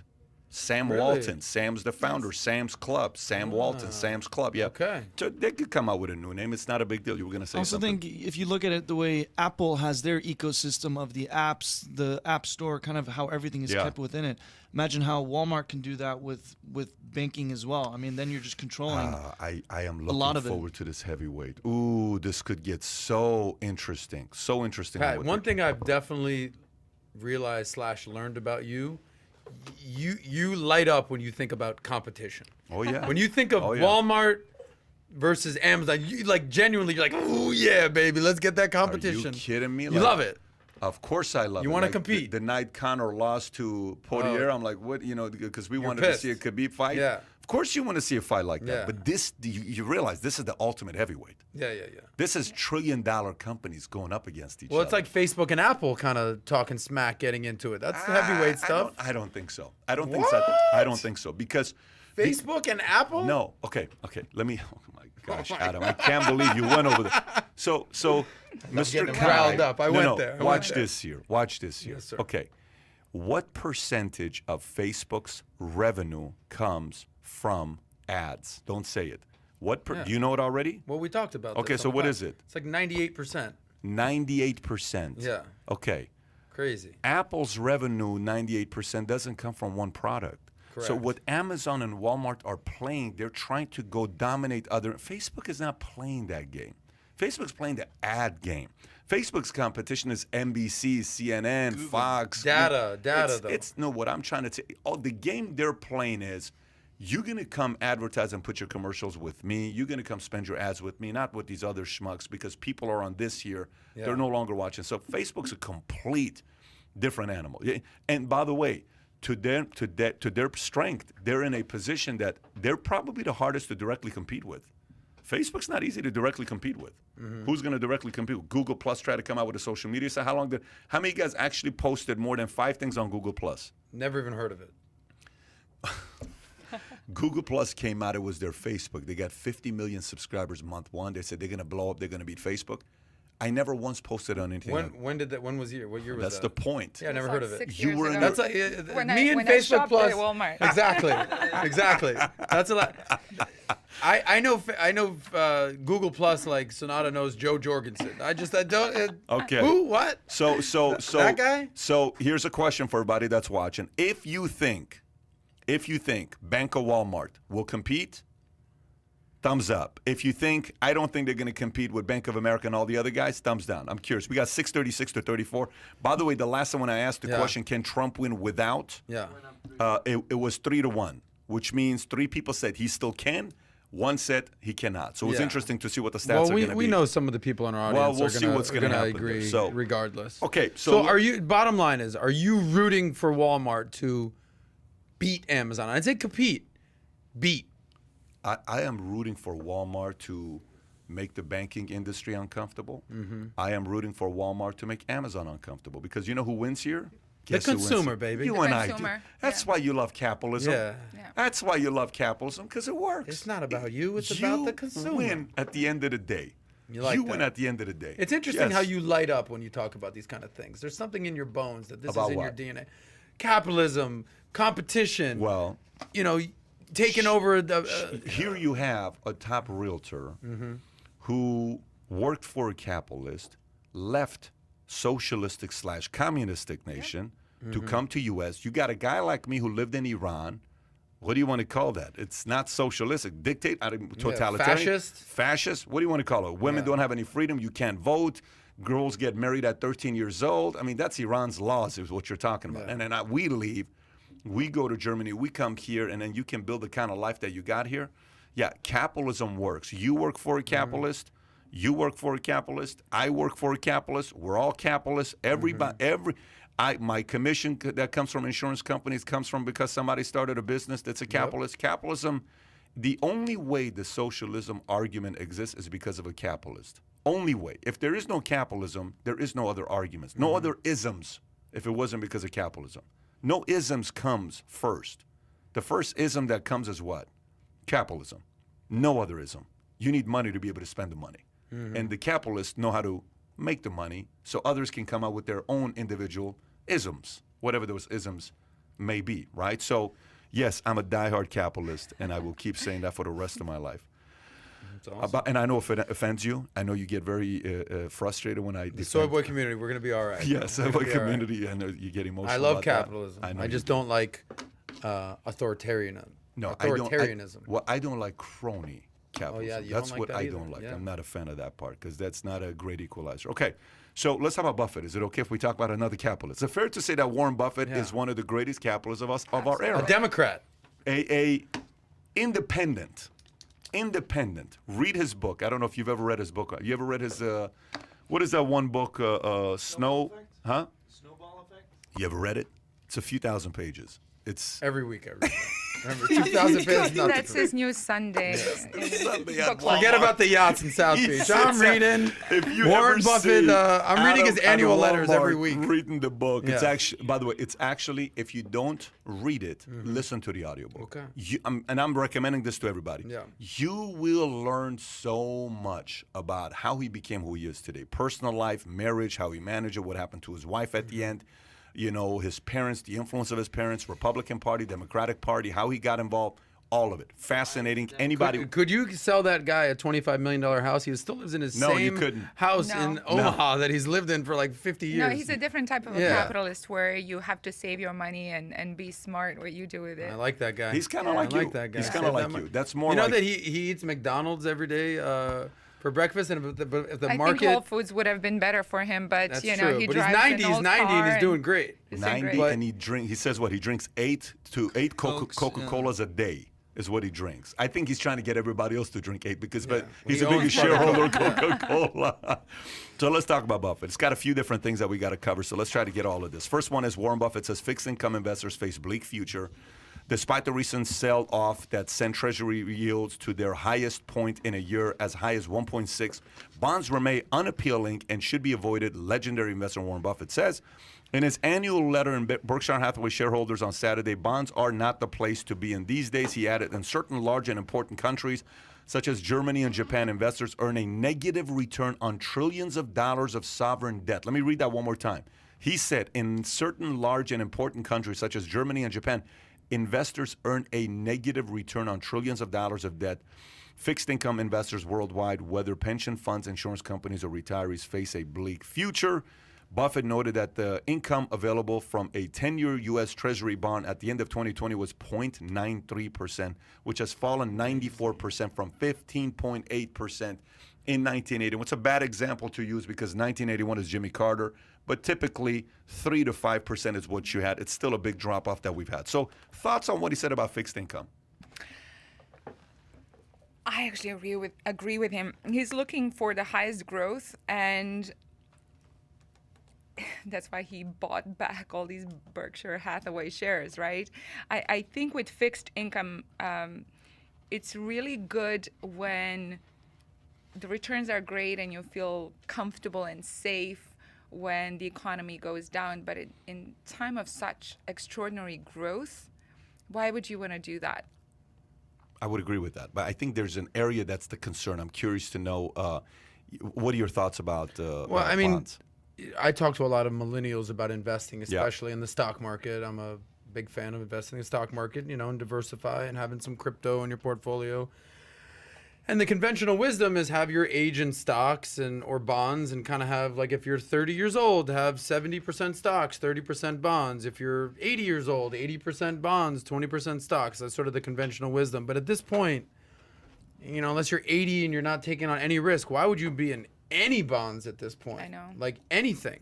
So when you have someone like Warren Buffett even saying, like, what the hell are you doing in bonds? I try to put the people first and make recommendations to them. You need to be in the stock market. I mean, obviously, if you're you're looking for a house and you want to invest, awesome. But you need to be in the equities stock world. He's talking, but what is his concern about not being in fixed income? Because fixed income's not going away. It's not like it's going to be going away. But here's what you're looking at.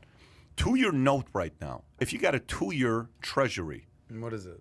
0.135. Yeah, I mean, you're not if you making got any a money. 5-year, it's 0.728. If you got a 10-year note, is 1.44. It's going to take 50 years for your money to double. So I put $100,000 in there. 50 years from now, I'm 92. Yeah. It's going to be $200,000. Well, By the why way, not just keep it in cash at that point? I know. What's the point? Well, no, it's not even cash. Cash if you don't know what you're doing. This is still better than if you stay in cash. 100%. Well, better, but not liquid. And you're just, what's the point? If you don't know what you're Yeah. doing, it's still better. But watch the 30-year. Yeah. A 30-year Treasury note, 30-year, Yeah. 2.2%. Why? So the challenge isn't that, you know, whether you believe it or not. I actually think these things are going to go up in the next few years. I think these numbers are going to go Well, up. they can't go down. No, I think they could go down. I think they're going to go up the next 3 to 5 years because the market is going to take a hit. When it does, bonds are going to come back up. But the concern is the following. Okay, so if I put 30-year note at 2.2%, you know, rule of 72, 72 divided by 2 is what? 36. It's 2.2, so it's 32 years.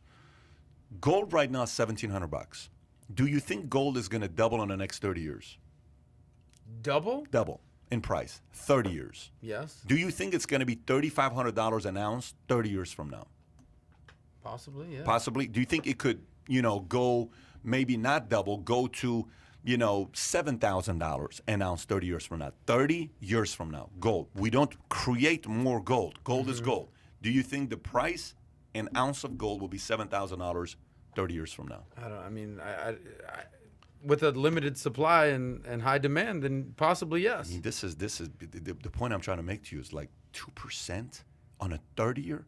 Who the hell in their right minds would lock in their money for 30 years right now at 2.2%? Who's doing that? Institutional investors? Institutional investors. Why would yeah, it pension funds. Yeah. I mean, but take a little risk. I mean, what do you? 2% over 30 years. I don't understand. But I tell you, depending on the age bracket and where you're at with your risk tolerance, say you're dealing with somebody that's 60 years old. I don't even know if a 60. Yeah, I would probably be more focused on having a fixed income fund to put money into because I actually think it's going to go up in the next few years. I don't think these numbers are going to stay. I don't think Buffett is saying it. Hey, it's a bad time to be in. Of course, it's a bad time to be in, but I think he's going to be in 3 years from now. It depends. Like, I'm not thinking of institutional investors. I'm just thinking of, you know, I'm a person and I'm looking to invest. Like, that's what I'm, you know. So if you're looking for growth and you're 30 years old, there's 0% reason you should be in bonds at this point. Like, I can't think of a reason. I mean, maybe there's some out there. If you're conservative, what have you. But if you've made your money, like Susie Orman, who's a pretty famous financial, she's saying that she's all in bonds. And they're like, well, why the hell would you be in bonds? She's like, look, I've made my millions.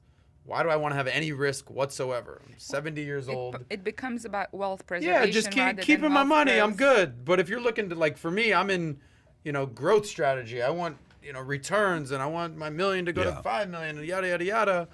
Equities, stocks, risk, Bitcoin, commodities, but not bonds. So depends where you're at. So the older and more conservative you are, sure, stick to bonds. But if you're looking for growth, no. This is not where it's at. So let's talk about the buyback. So he's buying back his shares, okay? And he's talking about America as the greatest country in the world, and there's never been a better time to be in America, you know, et cetera, et cetera.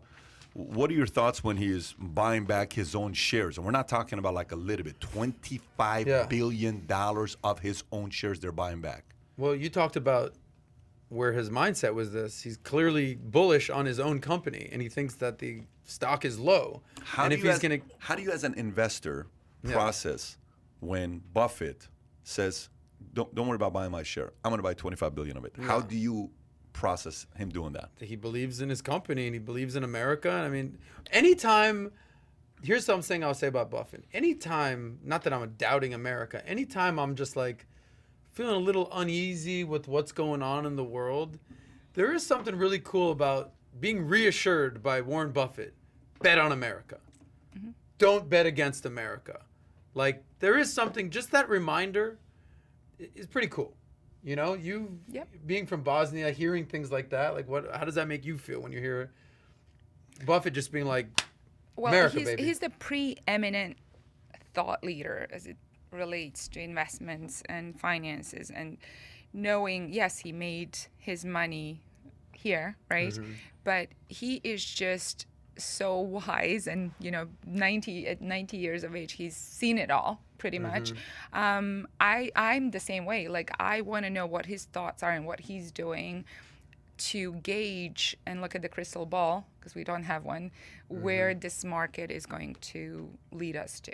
Because it's even though it's so good and so hot right now, it's like you wonder what's going to happen in 5 years. So looking at what he's doing, I'm also a big believer in sort of, if you believe in your company, buy back your shares. You know where your money is going. You're not going to just put it into treasury bonds. But I believe in America. I believe in American business and innovation, which is something, however much you want to look at investments in Europe and Asia, and there's some amazing companies there. When you look at American innovation and technology, which is where all of the new growth is coming from, that's why Walmart is looking at fintech. You're looking at mostly American companies. The one question I have is the following. Has Buffett lost his ways? Okay. And I know to say something like that, it's a pretty bold statement to go up against a guy that's worth nearly $1 billion to say, Kai, do you have an email? Are you checking your email or no? 80 billion? I mean, 80 billion is 80 billion. But I'm going to show you data here for you to look at that. So it's comparing how Berkshire Hathaway is done versus S&P 500. I don't know if you guys seen these numbers or not. Have you seen what he said also regarding kind of how they're growing so big at a certain point that it's harder to pick investments because you got to pick winning stocks essentially? Yeah, but you got to see how he does against S&P. If there's one person he cannot lose to is S&P 500. Yeah. That is not good in his world. Like you can lose to Ray Dalio. You can lose to anybody else. You cannot lose to S&P 500. Well, he's such a big proponent of index investing in the S&P. Just look at the link I sent you. That's right. That's the one as well. That's the one. January. That's a good one to go to. So go up right there. Okay, can you make that a little bit bigger? Yeah, make that a little bit more bigger. Okay, so check this out. 2020. Okay, so the light blue is S&P 500. The dark blue is Berkshire Hathaway, right? Kai, stop. Look at 2020. Okay, S&P 500 did 20%. He did 4%. Look at 2019. S&P 500 did 35%. He did 10%. Look at 2018. S&P 500 lost, say, 5%. He made 3% fixed income. 2017, even match. 2016, he wins. Look at 2015. He lost 15%. S&P 500 made 2%. 2014, he wins double. 13, tie game. 12, tie game. 11, he loses. 2010, he wins. 2009, he got crushed, right? 2008, about the same. 2007, if you look at 7, 6, he destroys them, right? But go to 2000. Look how he did in 2000.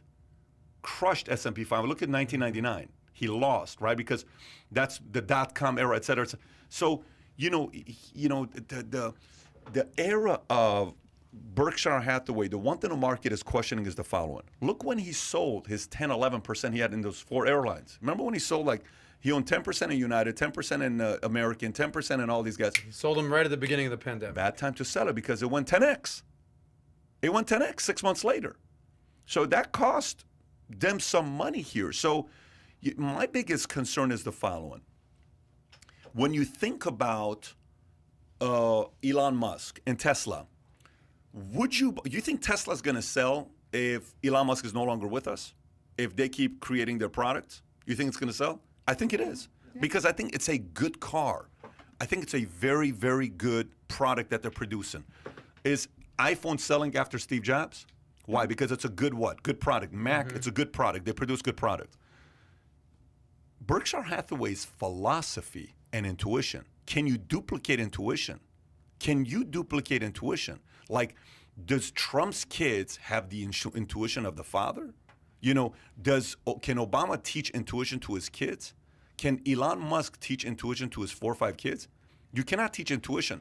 So Berkshire Hathaway is an interesting place right now because 90 years old, listen, I mean, people are sitting there saying, we love this guy, but you're 90 years old. Charlie Munger is a little older as well. They did the shareholder meeting in L.A. for a reason. Typically, they do it in Omaha, but they did it in L.A. because of Charlie Munger. So they didn't do the meeting in the typical place that they do it for decades, right? Why? Because you couldn't travel, or why? Well, I mean, it's just, concerns, COVID, safer, much better if we do it here. 95 years old. Yeah, I mean, you understand it, right? So, but the bigger question to ask is, are they going to be able to continuously beat S&P 500? It's not been a last few year run. I mean, he had a good run in 2000s or 1990s or 80s, But there's a difference between 80s, 90s, and 2000s. And today, by the way, he's the biggest shareholder of Apple. These are the companies they own today. American Express, biggest shareholder. Apple, B of A, Charter Communication, Coca-Cola, Chevron, GM, Merck, Moody's, U.S. Bank Corp, Verizon. You know, and he's very careful with technology. He barely got into Apple, like he was, you know, always negative about what technology is going to do. Not bullish on Bitcoin. Yeah, like at for all. example, I'll give you an idea. Like right now, baseball cards. Okay, I don't know if you guys have been following any of the baseball cards. If you want to put it up, crazy story on what happened. You heard when I sold my Gretzky for $1.3 million, two of them for $2 million. They're like, oh my gosh, sold 2 cards for $2 million. Okay, on Luka Doncic's birthday, go to the other one I sent you. Luka Doncic, he's 22 years old. Crazy. His rookie card just sold for $4.6 million. That's wow. It's the second most expensive card ever sold. He's never won a championship. He's never won an MVP. He's 22 years old. He even said himself in an interview, I'd like to own some of my own cards because millions are being made. He doesn't make money on these cards. He just got a contract. Pay me some of these millions of dollars, right? Go lower to show the card what it looks like. Do you have the picture of the card? If you go up, it's, okay, they don't have it here. Go to the other one. Go to, no, the other one I sent you. This guy right here, he bought Mickey Mantle's PSA 10 card for $5.2 million. Look at the top. $5.2 million. The guy's holding the card right Wow. there. Who is this guy? How's he have $5 million? I mean, he paid $5.2 million for this card. We need to sell him a luxury house ASAP. So watch what happened here. Watch what happened here. Go to NBA Top Shot. Okay, I don't know if you guys have been following this or not. Okay, so look at the reaction of everybody. Okay, people have spent more than $230 million buying and trading digital collectibles on NBA highlights. A recent highlight, okay, go on YouTube to show one of the highlights. It's a video you buy for $300,000. Okay, like, what? Yes, exactly. Let me just show it to card? you. Type in NBA highlights, NFT, put LeBron. Just put LeBron, yeah, LeBron. Let's see if it shows. One of them just sold for 300. Okay, say the same thing you typed in, put it in Google. Same thing you typed in, put it in Google. Okay, and I'm going to get to my Buffett point here because it has to do 230,000. No, there's one that just sold for, oh, right there. Click on the second one. LeBron James highlight video just sold for $270,000. Guys, it's a 6-second video. Go down. It's a 6-second video. Okay, if they have the video to show, go a little lower. Let's see if they got it. You guys got to see this here. Go lower. Okay, they don't have it. Anyways, it's a 6-second video of him dunking. You buy it. You own the crypto highlight for $230,000. $230 million has already been put into this. This is brand spanking new that just got started. So it's not cryptocurrency. It's crypto collectible cards and videos. Okay? So now watch this. I'm being interviewed. Guys ask me a question because, you know, it's a collectible card, genius guy. And this last week I spoke to guys that run the biggest auction and a new thing called Rally. Put Rally RD. I think it's a Rally RD. You can officially buy stocks of cards. Go to Rally RD. I think this is the one. You buy stocks of cards. I like this. They bought my Wayne Gretzky card. They bought it for $720,000, one of them. They have it on there right now for $800,000. You can buy a share for $12. Love it. Oh my God. Love it. Genius idea. Yes. Okay. And by the way, they don't just do it with cards. They do it with paintings. They do it with artwork. They do it. He's going to Rally. come in down next month. We'll have a conversation with him. Rally. Great idea. Genius idea. Rally is a platform for buying and selling equity shares in Collectibles. assets. Wow. Any kind of collectibles. Artwork, painting, Awesome statue. idea. Genius idea. If you're like, look, I'm not trying to drop 200 grand on a baseball card. Sure. Cool. Put But in I'll 10 buy- grand and you get a portion of a Zion Williamson. Exactly. That's exactly what it is. So now, You in on that? Democratizing things that only the super rich used to have access to. Right? exactly. Artwork. I own 2% of a Picasso. What you just said is exactly how they sell it. What you just said is exactly how they sell it, right? So now, what does this have to do with Buffett? Here's what it has to do with Buffett. The guy asked me a question. He says, so what do you think is going to go up and what do you think is going to go down? You think the physical cards are going to be bigger or you think these crypto NFT type of stuff is going to be bigger? I said, the benefit I have is I'm 42 years old.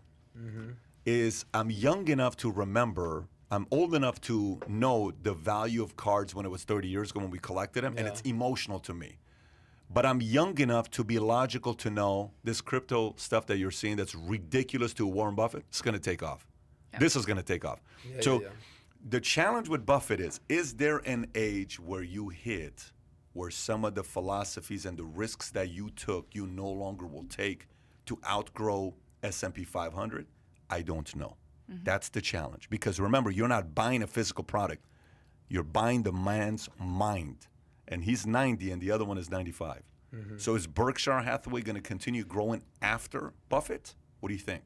Well, I think they clearly have to have an exit strategy or a succession plan in place. It's not like, God forbid, Warren Buffett dies this week. They're like, what do we do now? Oh my God. They're like, our leaders are in their 90s. They're like the two guys in like the Muppet up in the crowd, like the old guys yet. Like, they have a succession plan in place, clearly. Like, we're not, I wouldn't overthink this. I would assume that they have a plan in place and they understand that they need to. Do you know my question, though? My question is, can you teach intuition?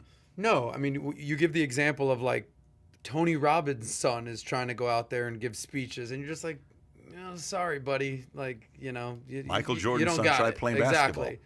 Like, I don't think Don Jr. has what Trump has. You know, maybe a little bit. Eric certainly doesn't. You know, Ivanka maybe a little bit. Tiffany, no. Wait, we'll see what Barron's stock is at. But the point is, you can't teach intuition. You can't teach what you're talking about. So, but Berkshire Hathaway, What do you I think? think is I legit. think there's a philosophy, right? And you either have intuition, charisma, your own set of beliefs and values and experiences, and people follow you for whatever reason they want to follow you, right? But with the succession plan, if philosophy of a company worked out for decades based on Warren Buffett's values and beliefs of investing, then you have to find someone who has a similar philosophy but also dares to look at new ways for growth opportunities, such as Walmart looking into FinCEN. And I think it's extraordinary what you just said, in that you have to be old enough to be wise and experienced, but you have to be young enough to know that things are changing. I mean, just look at after the advent of Google, the whole world has changed, right, since 2002 or 3. This is why they're saying that Chamath Palihapitiya is sort of the new school Warren Buffett. You heard this analogy? People have been making this analogy a lot. Do you know who this is, Chamath? Pull him up. Just maybe she's recognized as. He's a very successful. He's a part small owner of Golden State Warriors. He was an early investor in Facebook, I believe, and he's a billionaire. He's and an Remember that face. absolute- We're going to sell him a $25 million house. I get a 10% referral No, I fee. think with him we can sell him a $40 million No, house. you For could sure. actually. That's not a problem. And he would actually do it. What's his net worth? Probably a He's bill a or bill and two? a half. I think he's a $1 or $2 billion guy. Is he two? He's $1 billion guy. What does your net worth need to be, Sonata, to buy a $20 million house? You need to be worth $100 million, $200 million, I five, like for a $20 million 200. house. Yeah, in the 10% So if someone's range. looking at a $20 million house, like, all right, this person's worth, Yeah, you have to be worth at least, I would say, 200 10x. million, unless 10x your exactly house. 10x, unless you decide to have not just mortgage, but like some people use asset-based loans to Gotcha. finance if they feel very strongly the value of the house is going to, if they consider it as an investment rather than just a place to live. So if you're looking at $1 million house, do you have to have a net worth of 100,000? Is the same rules? You need to have less? A more, little what? bit different rules, Yeah. yeah. So it's because I will say huge majority, I was going to say 99% of people looking at ultra luxury real estate are all paying cash. Cash. So 25 cash million is plus. king, Boom. and but for people who are looking at $1 million property, most of them are actually looking to finance. So that's why it's so different. You only need 20% to put down rather than, being 10x. Okay. So are you optimistic long-term Berkshire Hathaway or no? I'm Are not you betting. optimistic? I'm not betting against Warren Buffett. No. But wait a minute. I didn't say Warren See Buffett. how I got all? You see how I got diplomatic I there? know you did. Yes, but I am. Yes, I am. You're optimistic. I believe that he has imparted enough wisdom Okay. and knowledge All right. and principles on the people that'll be taking over. Because I don't remember the gentleman's name, but we talked about who the next man up was. But I believe that they are, like you said, old enough to understand the past, but young enough to move with the times. What do you think, Sonata? Long-term Berkshire. Are you long Berkshire Hathaway or short? That's a tough one, particularly knowing what we just discussed. I'm long-term because of the sheer size and ability to move through whatever the market's going to bring. And just I'm look at the long-term. companies that, if you're the biggest investor in Apple, I'm riding with you. Straight up. Coca-Cola. No, and the thing is, obviously, I think it's going to take a hit once one or both of them passes away, just emotionally, because people are going to be like, all right, I'm out. However, he has said multiple times, the companies that have been chosen in the past are such value companies that he's said, like, essentially a ham sandwich can run them because they're so staple companies that don't require a lot. And if those are the ones they own, then I think those will stay valuable long term. But however, the question is, will they be able to pick new companies like that? That's where the issue is going to be. Well, that's the processor of somebody. So look, how many things you're seeing right now where the math makes zero sense, like the typical formula of that was used 20, 30 years ago doesn't apply today. But he was the same way during the stock boom. What do you mean? The dot-com bubble. Like he's pulled out of the market because he says the market doesn't make sense. Well, why I'm don't you not go to gonna gamble. Berkshire Hathaway stock? Go to Berkshire Hathaway stock history of it. Let's take a look at that. Berkshire Hathaway stock history. It still looks very good. I think it's at 350,000, 377,000 right God. now per share. Look at that. It's gone up. Will it continue going up post Buffett? That's the question. That if you want to buy one share right now, you're spending $377. Wow. To buy one share, A share. B share is like $300, but if you want to buy an A share right now, $377,000 a share. And One for share. one share is $377,000. You gotta love that though. That's Hey, insane. we're not doing splits. We're not doing anything. You want a share? Spend that $377, and people Where is that do. where is that on the most expensive stocks? It's the A share. it's Is the that the most preeminent expensive number stock. one? Yeah, it's the most expensive Yeah, stock. They've never Classic. done a split. They've never done They anything tell you, like you that. want it, spend that $377, and then you'll be invited to the shareholder meeting that they're having. Uh-huh. Can you imagine? But everybody that goes there owns at least one share. But here, back to your point with that rally, if you want to own a percentage of a stock, and there's companies out there like Stockpile and things like that where you can, have. One guy gave Parts of the stock. Buffett $10,000 back in 1974. This guy was a Crazy, small. You know the story. We talked tell about it, tell it. That $10,000 he left it, never touched it. Is worth $780 today. Wow. Never touched the money. You got to. So you're banking on a guy. You bet on a guy. But anyways, let's wrap up with the story of Zlatan. Okay, let's talk about our favorite guy here, Zlatan. LeBron James responds to Zlatan, and he says there is no, because Zlatan initially told him. Do we have here what he says or no? It's lower. Let me see what you have. Okay, so you don't have what he said. Why don't you pull up on Twitter what Zlatan said, and I'm going to put up exactly what the response is. So, Kai, just pull up the Twitter. Zlatan's tweet about LeBron.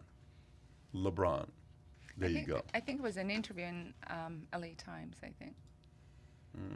You're right, I think. Yeah, you are right. It's And just a... why don't you set the stage for those that don't know who Zlatan is? Because So there let- might let be me- some people okay. that are not familiar with Let's just read man. this. So Zlatan, who is a superstar soccer player, okay? I mean, Top 10 in the world right now? I don't know if he's top 10. He is probably Yes. one of the most, maybe not today at his prime, because right now he's in his late 30s. But Okay, at his gotcha. prime, this guy was a ridiculous talent coming in. Everybody 6'5", powerful, Beast. gets Bosnian? in your face. He's Bosnian Croatian, yeah. Okay. Physical. If you've ever seen his highlights, just type in on Google Zlatan fights on Google. Just watch it. Ibrahimovic. He is Yeah. a beast of a guy, right?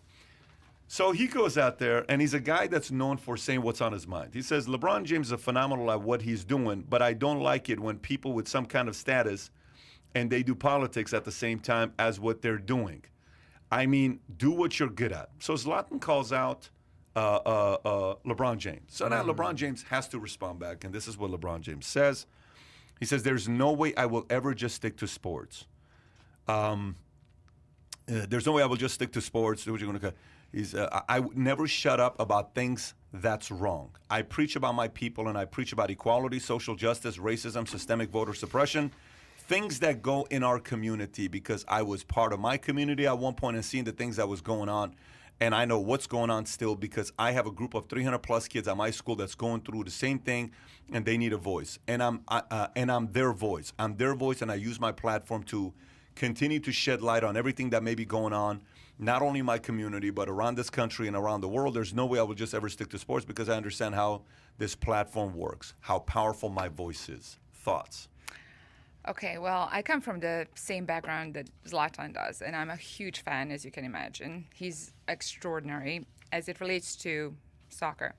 But I'm totally annoyed at him because he has a huge platform, and he does use his voice to speak up against racism, and Zlatan himself has experienced tremendous amounts of hatred because of his ethnic background, and has experienced racism playing in Europe. So I think as such high-profile global stars in two respective fields, I think it's incredible to use your voice to speak out and speak up about what things that are really, really important to you, because you have all these people across the world listening to you. And I feel he just kind of played into this super conservative, in my mind, racist ploy of, stay in your lane, don't, just shut up and dribble, which I think is awful. I know from what I read, he admires LeBron, loves LeBron, but I don't think he should have phrased it the way he did in that. But I also understand, coming from where we come from, particularly in former Yugoslavia, when you talk about politics, you put yourself in a really uncomfortable situation. We're taught from early age. Never talk about it. Don't Never talk bring about it up. politics. Keep your mouth shut, because you're gonna get in trouble one way or another. It's almost like you associate fear with talking about politics, and so he's experienced so much hatred. Zlatan has, playing in different fields. Even like recently, he was playing in Belgrade, and there was a huge racist rant. They had to apologize to him, and he was very stoic. He just didn't say anything and kind of like sucked it up. So if he's You think he should respond back? Absolutely. So if you have such a huge platform, and if you believe in social equality and justice, and people being at least But kind. what should he say? What should he, like, if he's a player and people scream stuff at him, what should he say? I don't think he should necessarily respond to a particular person who's being ignorant or hateful or racist or whatever, but I think he should use Twitter. You talked about technology. Use your voice to say, that's not cool. This is what I've experienced, and Did you see what happened to this basketball player Jeremy Lin in the G League last week? Did you hear about it? Calling him Asian names or calling him coronavirus. So there's two school of thought here, and I think at this point it's just philosophical. So to Jeremy Lin, he's playing basketball. One of the opponents calls him coronavirus because he's from China. He said, hey, coronavirus. So he says, I'm experiencing, racial slur comments. People are kind of saying coronavirus. So they said, who said it? He said, I'm not going to go out there and tell anybody on who said it, because I don't want to throw anybody under the bus. I just want to bring awareness to say it's not appropriate, and I hear it, but it needs to stop, but I'm not going to call anybody out. I thought his approach was actually very respectful. He took the high road. I like the way he did it. agree. I like the way that he took that. And by the way, earlier this year, something happened with LeBron at a game, at an Atlanta game. I don't know which game it was, Paul, when one of the fans started shouting at LeBron. The husband and him went at it, and then they got kicked out. And then they asked LeBron afterwards, so LeBron, what do you think about what happened right now? He says, well, listen, I'm just glad the fact that fans are back, because that's fans. They scream, we go at it, we go back and forth. That is normal. That's going to be taking place. So, sometimes I wonder if some of these athletes, like a Zlatan, is like, I just don't even want to get into the political world just to get into the world. Yet he has such a big platform to use it. Is it right to use it?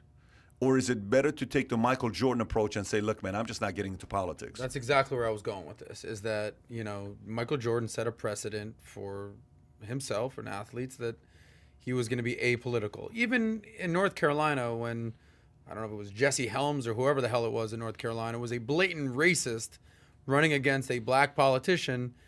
And people, even I think his mom and people in his corner are like, you got to speak up about this. Like, these are your people. Like, what's up? And he's like, you know what? Famous quote, Republicans buy sneakers too. And he's been for a long time apolitical. I think even during the BLM and Blue Lives Matter movement, he donated, an equal amount of money to both sides, right? LeBron James, different character. LBJ, DGA fee. LeBron James don't give a F, So he has a voice. He's going to use it. He's not going to just shut up and dribble. Laura Ingraham, called him out a few years ago, and he's like, nah. But I thought that was also a dumb comment she made. What do you mean, just shut up and dribble? I know, that was what are you talking disrespectful. about? It's so racist. Yeah. It's not about just shut up and dribble. I think, I think it's just a different level of I like Jordan's approach. I like Jordan's approach of what he took. And I do think you talk about your own, but I also think there's an element of LeBron also been divisive. Well, I think you're also dividing America. You said you've been polarized by LeBron. You've been vocal that you're not a fan. I don't think he's a uniter. Yeah. I mean, all this stuff about unite. LeBron definitely is not. But what's different about what he's doing than what Trump's doing? I didn't dividing. Did I say Trump's a uniter? No, not at all. Did you hear me at all? Category? Not at all. I think LeBron and Trump are very similar. Mm-hmm. I think LeBron they're playing to their base. I think LeBron and Trump are very similar. Very similar. The only difference is Trump converts. LeBron doesn't. LeBron just gets his own audience, but he doesn't convert. Trump used to convert. Trump is a converter. He's no longer a because he doesn't have a platform. If he did, he would continue. He lost his platform. That's the point. Yeah. But what I'm trying to tell you is LeBron and Trump, believe it or not, are very, very similar. Very similar. Well, Jordan is in a league of his own in the way he handled media and the way he did everything. Jordan, Reagan, those guys you put in a similar league of their own. John F. Kennedy, these are in the league of their own, okay? Reagan won 49 out of 50 states, and even Democrats liked the guy. Okay, John F. Kennedy, even Republicans liked him. Jordan, even Republicans like him.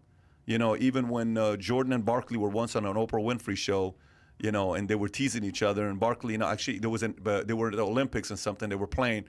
He says, hey, Jordan, Mike, why don't you tell everybody, who'd you vote for president? None of your business. Yeah, I know you voted Republican. So there is that joke that Barkley would have with him.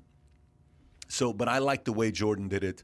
And quite frankly, Zlatan is probably sitting there. For Zlatan to do this, and you go back to his history, and he made some comments years ago himself that he used his own platform. He made some comments saying there were some comments made about me, so he has done it before. So there's a little bit of hypocrisy on Zlatan's position as well, because Zlatan's like a Trump for you to say, don't use your platform to say anything. You can say, I disagree with LeBron, but you can't say, don't use your platform. The guy's going to use his platform. So LeBron can say whatever he wants to say. If he agrees, disagrees, he's earned the right to say whatever he wants to say. There's shots that comes with it, but he can say whatever he wants to say. I think Zlatan's one of those guys that he's so witty, he's so smart, he's so good with the media that he would actually make a decent politician later on. He would be entertaining. I'm being serious. And by the way, I think he likes controversy as well. So he knows that everyone's going to be talking about Zlatan if he goes against do you LeBron. think there was a little bit more behind this when he said this comment? He knew that it would get picked up, LeBron would exchange. Now we're talking about it on the podcast. Absolutely. No. Okay. It's guess who's trending right now? Stirring the pot. It's stirring the pot. FYI, Zlatan played for what team in the soccer? AC Milan? Yeah, and then where did he play in U.S.? LA Galaxy. Okay, who else was in L.A. at the time? David Beckham. LeBron James. So L.A., there's some stuff, these guys are competitive guys. When Zlatan came to, if you ever watch him play when he played for Galaxy, let me tell you, people lost their minds when this guy played. I want to watch this guy. I was on the grass watching Zlatan play. It's ridiculous watching this guy play live. I mean, Make an analogy, would you? Like, Is he he's the Charles Barkley No, he's of not. soccer? Who is he? He's the LeBron James of soccer with his Absolutely. body because soccer players are tiny. But he's not. LeBron James is like the greatest of all time. Like Stop it. Like Stop. Ronaldo Finish would be the a podcast. LeBron. Please get this guy out Ronaldo of here would right not. now. Ronaldo would Get him be. out of this building Hey, right hey, now. hey, hey. LeBron James, LeBron- the greatest of all time. Jordan's the greatest of Not- all time. Jordan okay, would be like good. a Pele. That's what I mean. Yeah. Jordan would be like a Pele. No, what I'm saying to you is, let me make the Ronaldo analogy. would be LBJ. Let me make the analogy Okay. that's a little better for you. Yes, please. Is LeBron the greatest human specimen ever in the game of basketball outside of Shaq? Physically. Physically. Yeah, yeah. That's what you're saying. Physically. Oh, he's a I'm human. saying iconically or legendarily. Game Who wise, is he? Game like. he's Shaq. Okay. He's the Shaq of soccer. Oh, It's the wow. best way to put it. He's the Shaq of soccer. Let me tell you, he pushed people around. He elbowed you in the face. He slapped you in the face. He punched you. He did everything. Everything you're not supposed to do. Better than Zidane? Oh, league of his own. Yeah. The guy was a Taekwondo black belt Yeah. who played soccer. Oh, damn. So he's known, She's not he's playing a around. fighter and he's a, he's a survivor. He's aggressive. He's very, very aggressive. So, Go type in Zlatan kicks on YouTube. See how he kicks. He would destroy a person if he kicked them. I love watching him too, I by do the as way. well. It's just, Yeah. it's a persona. Have you It's seen his just great documentary? presence. I have not seen it Okay, yet. so the documentary is a good one because they record him when he's 17 years old and he's going with his manager to go negotiate the big contract. He's about to get a massive contract, and his manager is getting nervous. And Zlatan, 16, 17 years old, says, "Get your act together. You're acting like you're scared.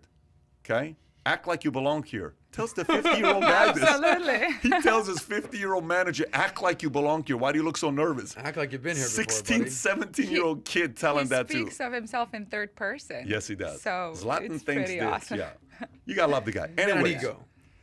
so if you enjoyed today's podcast and having Sonata on and Adam on, smash that subscribe button. Sonata, it's been Yay. great having Thank you you, on. Sonata. Thank Awesome you time, Sonata. so Thank you much for for the coming and knowledge. spending time with us. I believe we are doing it again this Thursday. We are trying to get on a routine to be doing it on a weekly basis.